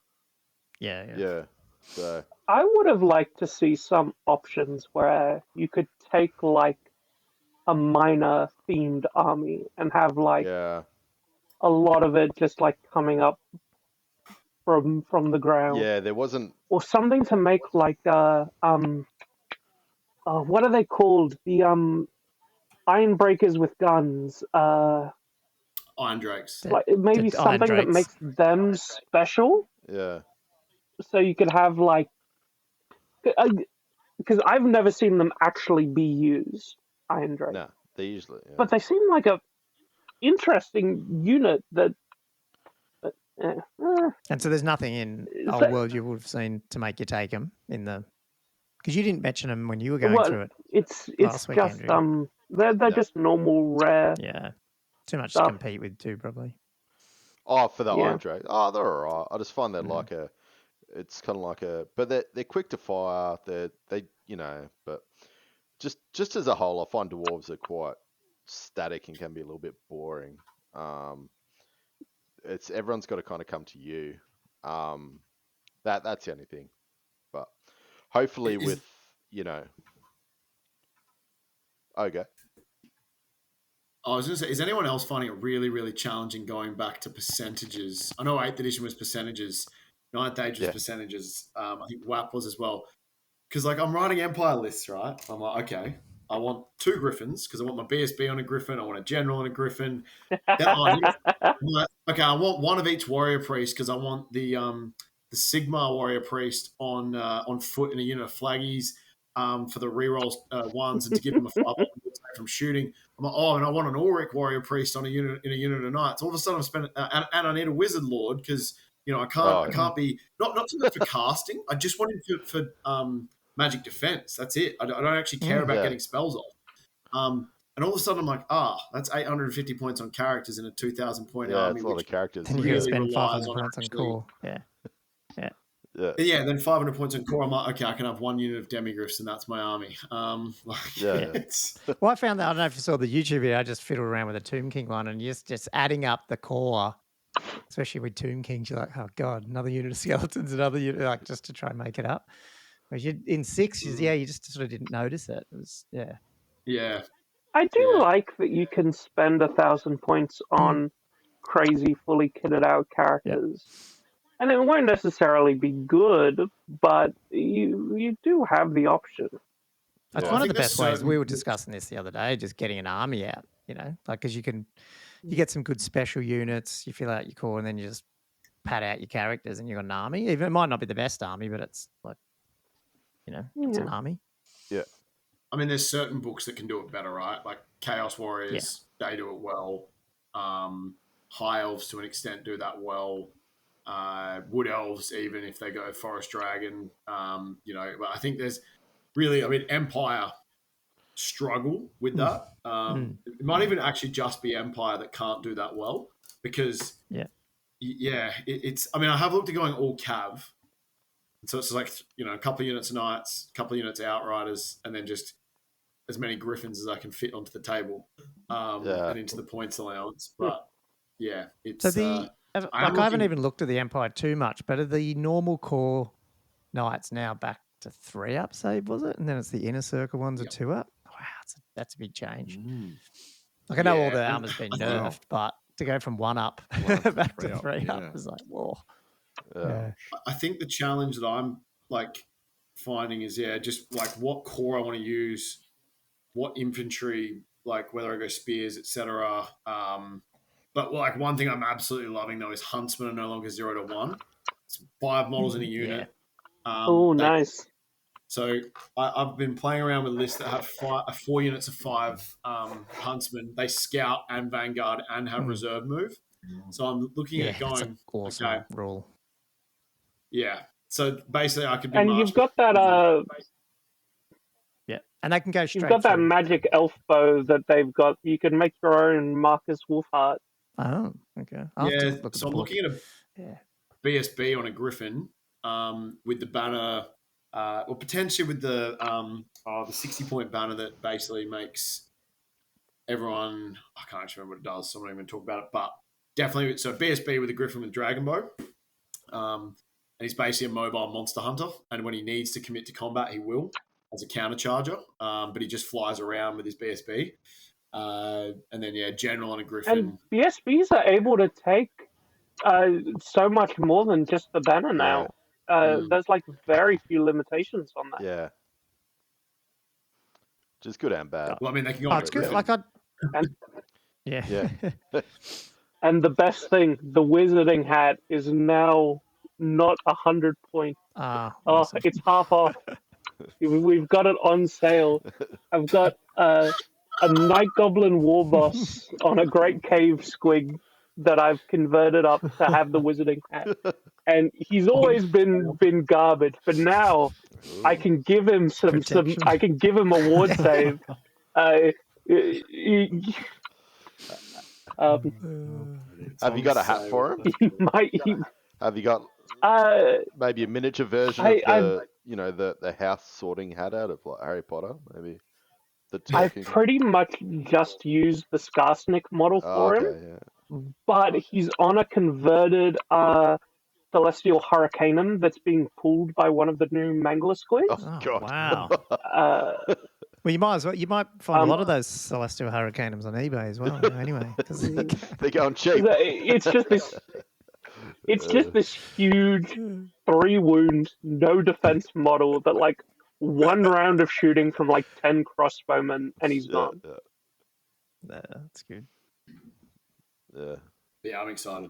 Is the easy answer. When I saw Orcs came out too, though, like even though I'm not overly thrilled with the battle box. I mean, do I want more boys? Maybe I do, but like, it was a bit lacking. There's so much AOS stuff, like because I've still got this box under here that's the squigs, the 2 manglers and I'd love to do night goblins and squigs and gribblies and stuff because they'd all look. Most of them are in AOS. They're awesome models. Yeah. And if I'm going to rebase, I might as well rebase with new models. I don't know. What do you think's going to be the king in Old World? In 8th, it was massed infantry, static combat res. In 6th, I think it was cavalry getting that charge. What do you think in Old World? I'm, to be honest, from what I've seen, like I'm seeing a lot of people say MSU. I actually genuinely believe this might be Mixed Arms flexible list hammer, like actual Warhammer, as Steve from Mountain Miniatures talks about, because from everything of people that I'm seeing posting that have played the game and from all the battle reports, it's a war of attrition. And I don't know if MSU is going to help you because there is still static res. You're not doing out as much damage. And so, having a couple of ranked up units, I think is important. But I also think having hammers, counter charges. So I think a real Mixed Arms list from everything I've seen so far anyway. I don't think the monster or hero hammer is going to be as strong as everyone thinks it is.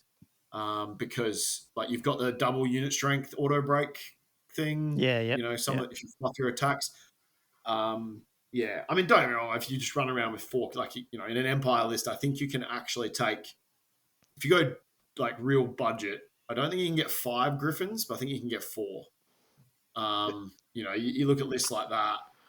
If they charge at the right time, they will delete units. Yeah. I think as well, you can definitely take more of those kinds of guys in Old World than compared to 8. But I don't think you can kit out as good like a killer combat lord. You're missing some of the like tools that there were in 8, like getting Dawnstone 4-up ward save. Definitely on real the protection easy side, there just doesn't seem to be as much. Although Andrew, you were saying there is obviously so looking at the 2-up saves.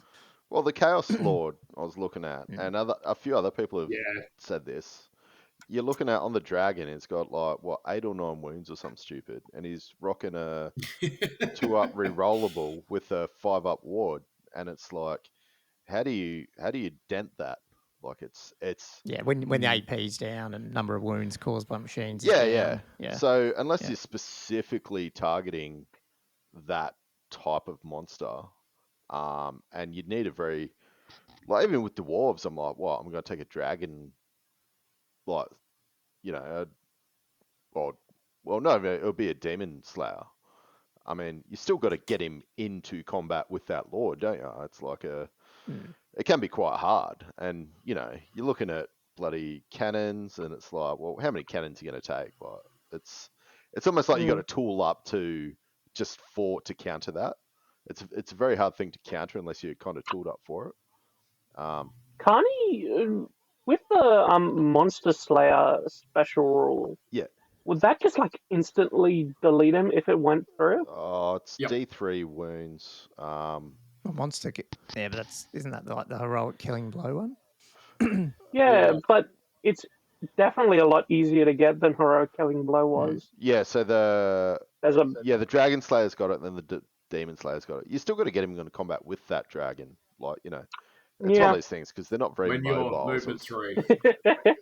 Yeah, so you get... And that's the classic thing of, that's where I'm not going to fly. Yeah, exactly, yeah. You'd be like, yeah. It's the sequel to How to Train a Dragon, it's How to Catch a Dragon. Yeah. Yeah. I don't know. We'll see. I think you almost got to like wait and just see what that meta is and like how people are countering these things. Yeah. I do. Because how expensive is that Chaos Lord? It's probably... Is it like 800, huge points? 800 points probably by the time you kit them all out. That's decent. Christ. Is he? It doesn't matter. Is he like a 1? If you play 1999, can you still get him? Yes, you still would be able to. Yeah. Yeah. Because it's just a lord. Yeah. Yeah. But it's not like in 6 where there's no lord below however many points. Nah, like it's good. It's good the way they've done them, but it's just like some of the wound profiles on some of these monsters are getting crazy good. Like I was even like playing around with like the high elves because with chariots you just add the wound profile on. So with chariots as well, you can get these heroes with quite quite good wound profiles. Chariot characters are looking much better than they've ever been because they've usually been just like bottom of the barrel. Yeah. The worst place to put a character. Yeah, again, like 6 wounds if you just pop a hero, like for a hero, onto a lion chariot. Like it's crazy, yeah. 6 wounds, it's pretty. Yeah. Like toughness isn't higher, but you know, you start getting a half decent save and it's a bit choppy. I'm looking at I'm definitely going to try it, but so in Empire now you can have crossbows can have the upgrades for the champions, i.e. Hochland, repeater handguns, all that kind of stuff. And so I was like, okay, crossbows at 30-inch range. Put a Hochland long rifle in your like 2 units of crossbows. Unfortunately, though, I was really hoping that they would allow this because I know in certain editions they have, but you do get a lookout, sir, when picking out, which I know it's a fantasy, but I'm like, how the heck does a random model see a mage getting shot by a tiny little lead ball from 36 inches away and go, oh, sir, look out, just dive in front of it? Like, come on. That doesn't happen. No. The unit champion's smart. They've given their fancy hat to the guy next to them before the battle began. The decoy.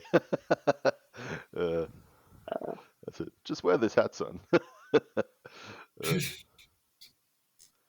There we go. Yeah, no, I'm excited. That's the key. That'd be good.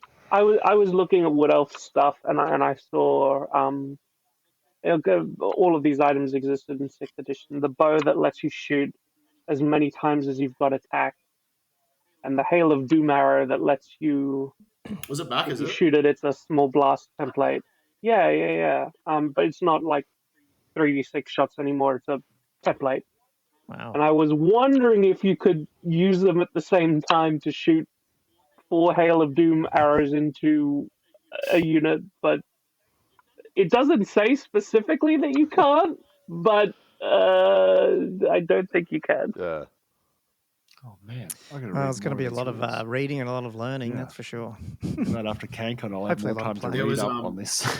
I've not read many of these rules. Oh my god! So there was an interesting We're going to read debate this, between. Josh. I haven't got mine. Don't we? I haven't got mine yet. Oh, didn't you? Sorry. I ordered it with the other stuff in the same order, and then I got there, and they were like, God, I was "Sorry, just lording over them. it didn't arrive because you ordered it with other stuff." I'm like, The "Damn it." first actual old world thing that I Nice. have now in my Nice. hands, which is cool. It looks like a nice it's- book. And it's number 9. That's Yeah, crazy. I saw that. Surely, yeah. Yeah, Well, 9 out of 1500. 1,500. Either that's really Down in special, the or no finest one's I bought think- them. Yeah, that's right. Yeah. Oh, cool. I think the most important unanswered question with Old World is not when are we getting the Legacy Faction PDF, when are orcs coming out or whatever. It's when are we going to get that FAQ? It's needed already. Yeah. Spears. I'll Spears work it need out, an I effort. guess. Like just the explanation of how spears work now. 'Cause mountain Exactly, 100%. Yeah, I've found. So, like from deduction from reading, there's 5 different areas you need to read to get it. But basically, what it's stating is that as long as there is a model in the fighting rank, models with spears get a supporting attack. It doesn't state that the original model needs to be in the fighting rank, if that makes sense. So as long as you Yeah. have more than 2 ranks, Yeah. you will be Yeah. able to fight with spears because the model that Yeah. stepped up, another model is Yeah. now there, and that model is allowed to attack because he hasn't stepped into the fighting rank.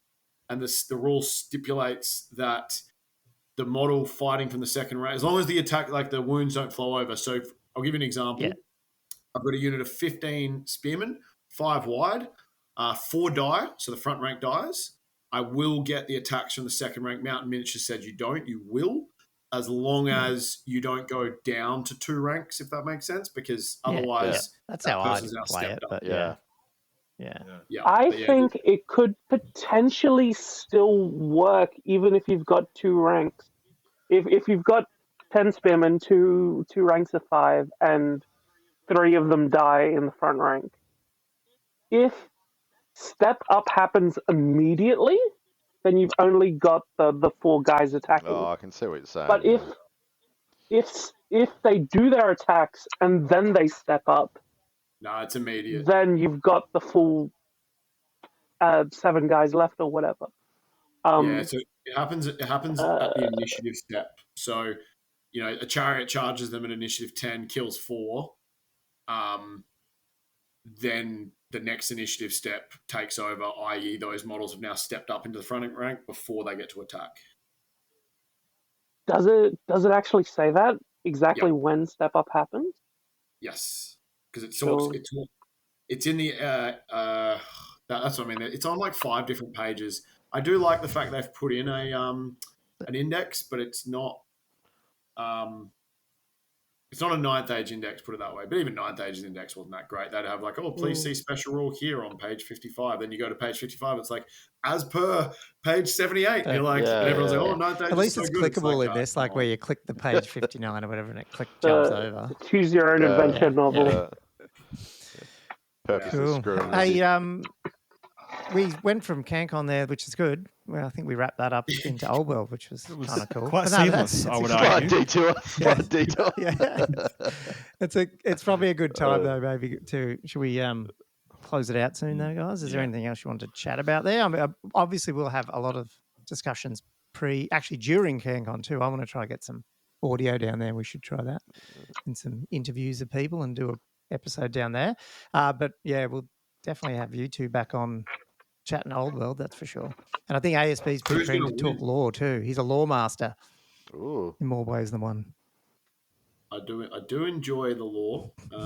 Yeah, it is one of my. I'm actually really happy with the setting, to be honest. Like, I think like the Time of the Three Emperors is really, really cool. Having read about it a lot, like when it in the previous setting. So yeah, I'm excited. Yeah. I've got one kind of little bugbear that kind of has to do with lore, but not. the armies they've selected that Tomb Kings are able to ally with is stupid. They are like the most hated factions of the Tomb Kings that they're able to ally with. Who is that? Who is It's Which ones are they? Warriors of Chaos, Beastmen, and Orcs and it's 'cause they've Goblins. turned them into this evil Yeah, race. Because I thought they used to battle. They used to be orcs, you know, all the Switzerland. time. Yeah, no, I mean, they, like, Orcs were like, they were what the Empire was. The Orcs were like the number one guys they were fighting for the most part. They should be able to be like half decent allies with High Elves. They communicated back in the day. Yeah, it's weird. I don't know. Yeah. I don't know. I think it's silly. I think there's been a few little stretchings of things just to sort of align with what they have to deliver. We have just completely glossed over that Malekith never existed. He's and Malorian. As Malekith. I just think it's Malarian. Malarian? Do you know what his brother, his name is? Is it like Malorian? But yeah, no, it's like it's obviously not meant to be pronounced this way, but it's More Lion. More Lion. His name is More Lion. Morelion. More Lion. More Lion. More Lion. I think it's Morlian, but yeah. But dumb. Okay, yeah. Now I'm going to get it mixed up, but they're very close then. Oh god. Okay. Oh well. The history can keep changing, and the end times just never happen. IPE. Wow. IP battle. Yeah. Cool. Okay. Well, hey, ASB, did you want to? Didn't prep you for this, but did you want to shout out anything about that Aussie TO Facebook group? Oh, yeah. Or you got everyone in there that you need, or? Oh no, we need many more. Many more. Okay. So for those that are listening that played particularly 6th and 7th edition, maybe the very beginning of 8th, you'll remember harking back to the days of Wargamer AU. There was, I think from my memory, in sort of peak 7th edition, there was 7,000 ranked players. There was, in Australia, there was like, on some weekends, there was like 2, 3, 4 tournaments, like in each, spread across the country. The major tournaments back then, CanCon, I think the record was like 282 players. I think DogCon 180.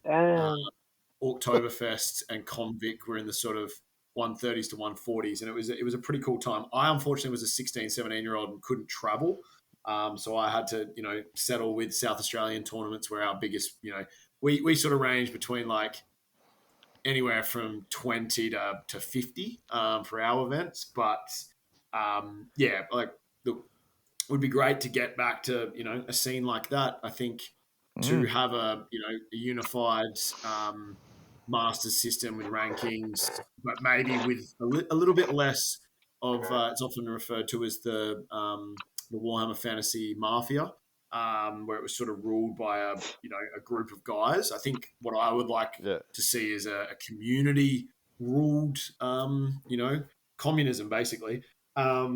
So dust off your fur hats. Alternatively, we could be the mafiosos.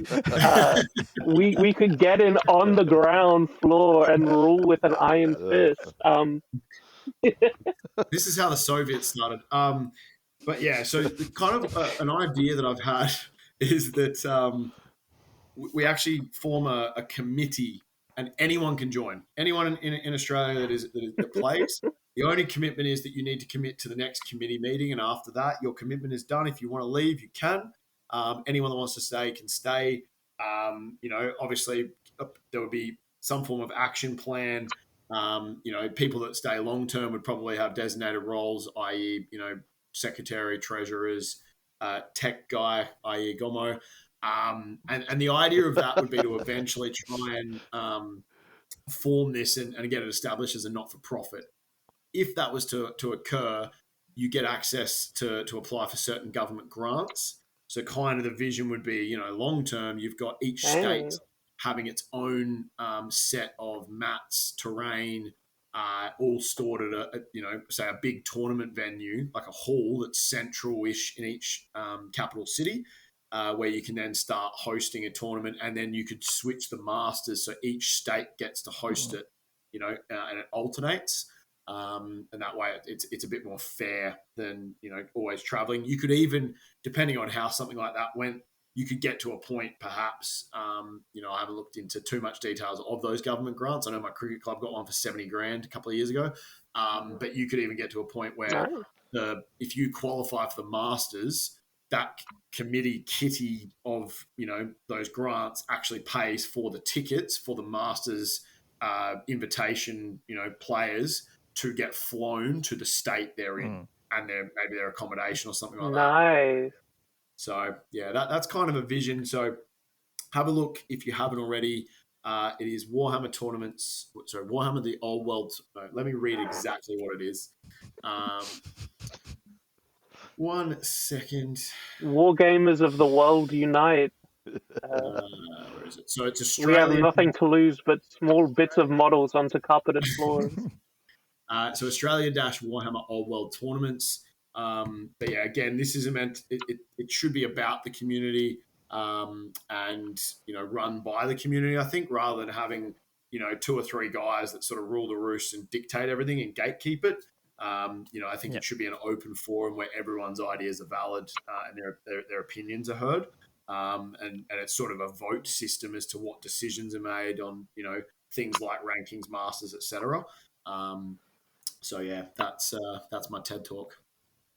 Awesome. That's cool. Okay, yeah, I'll whack that on the show notes too for the Aussies, and obviously if people ask us in Cancon, we'll let them know. So, yeah. How long after Old World releases properly do you think it'll be set up? Like next year? I don't know if we would do a Masters this year. I think by the time we get the books, I think it'll probably be because you generally want to run Masters in sort of November. And I just don't know if maybe the first year having one is a good idea. I think perhaps we'd look at it for the following year. That gives us time to look at, like when I say us, I mean the community, to look at stuff like, do we need composition? Do we not need composition? And what formats? Is 1999 plus 1 point the way to go? Or is it even higher? Yeah, I think that's what. Is 2,500 points the normal game? I think. Who knows? Yeah, I think these are questions that we won't know until we get data on it. I put up a poll, and I think some people took it as my opinion. I literally just copy and pasted that just to create discussion. I saw you getting some flack for that. Now, if we were mafiosos, we could have had them punished. My brother's a concreter, so lots you can do with that. Yeah. Cool. Okay. Well, I might have to wrap this one up so we can get this episode out. But yeah, thanks for coming on, you two. It's been informative, at least for people like me who don't play a whole lot. So it's good to hear your view on the lists. Always a great time. And happy to be here. It's going to be good to catch up with you again, Paddy, and especially Josh in person this week. It's gonna be, and Andrew. Yeah. But I didn't see him more. It's a shame you're not there, ASB, but you've got some fun times ahead. Yeah. Hopefully it all goes well. Yeah. Big day. I've got on Thursday then. 2 weeks off, and then three-day weeks for 5 weeks after that. Anytime they're sleeping, I am in here hobbying. Hobbying. Good on you. Got to keep your mind. You got to have those moments of escape. So that's for sure. Yeah. Cool. Oh, well, I'll wrap this one up. If you guys, Andrew, Josh, you got anything else to say? Or you're pretty good. Nah, we're good. Cool. Well, thanks for coming on, everyone. And all the listeners, the usual socials, obviously check us out on that. Old World Fanatics. You can find us on Facebook, Twitter, and Threads, and all the other places that we're on. And obviously our YouTube channel. You might even be watching us on YouTube. And I guess we're always after feedback on that and new episodes that we're bringing out on that. So, yeah, until next time, guys, thanks a lot. And I'll see you all this week, hopefully, except for ASB. Yeah. Cheers, guys. Yeah.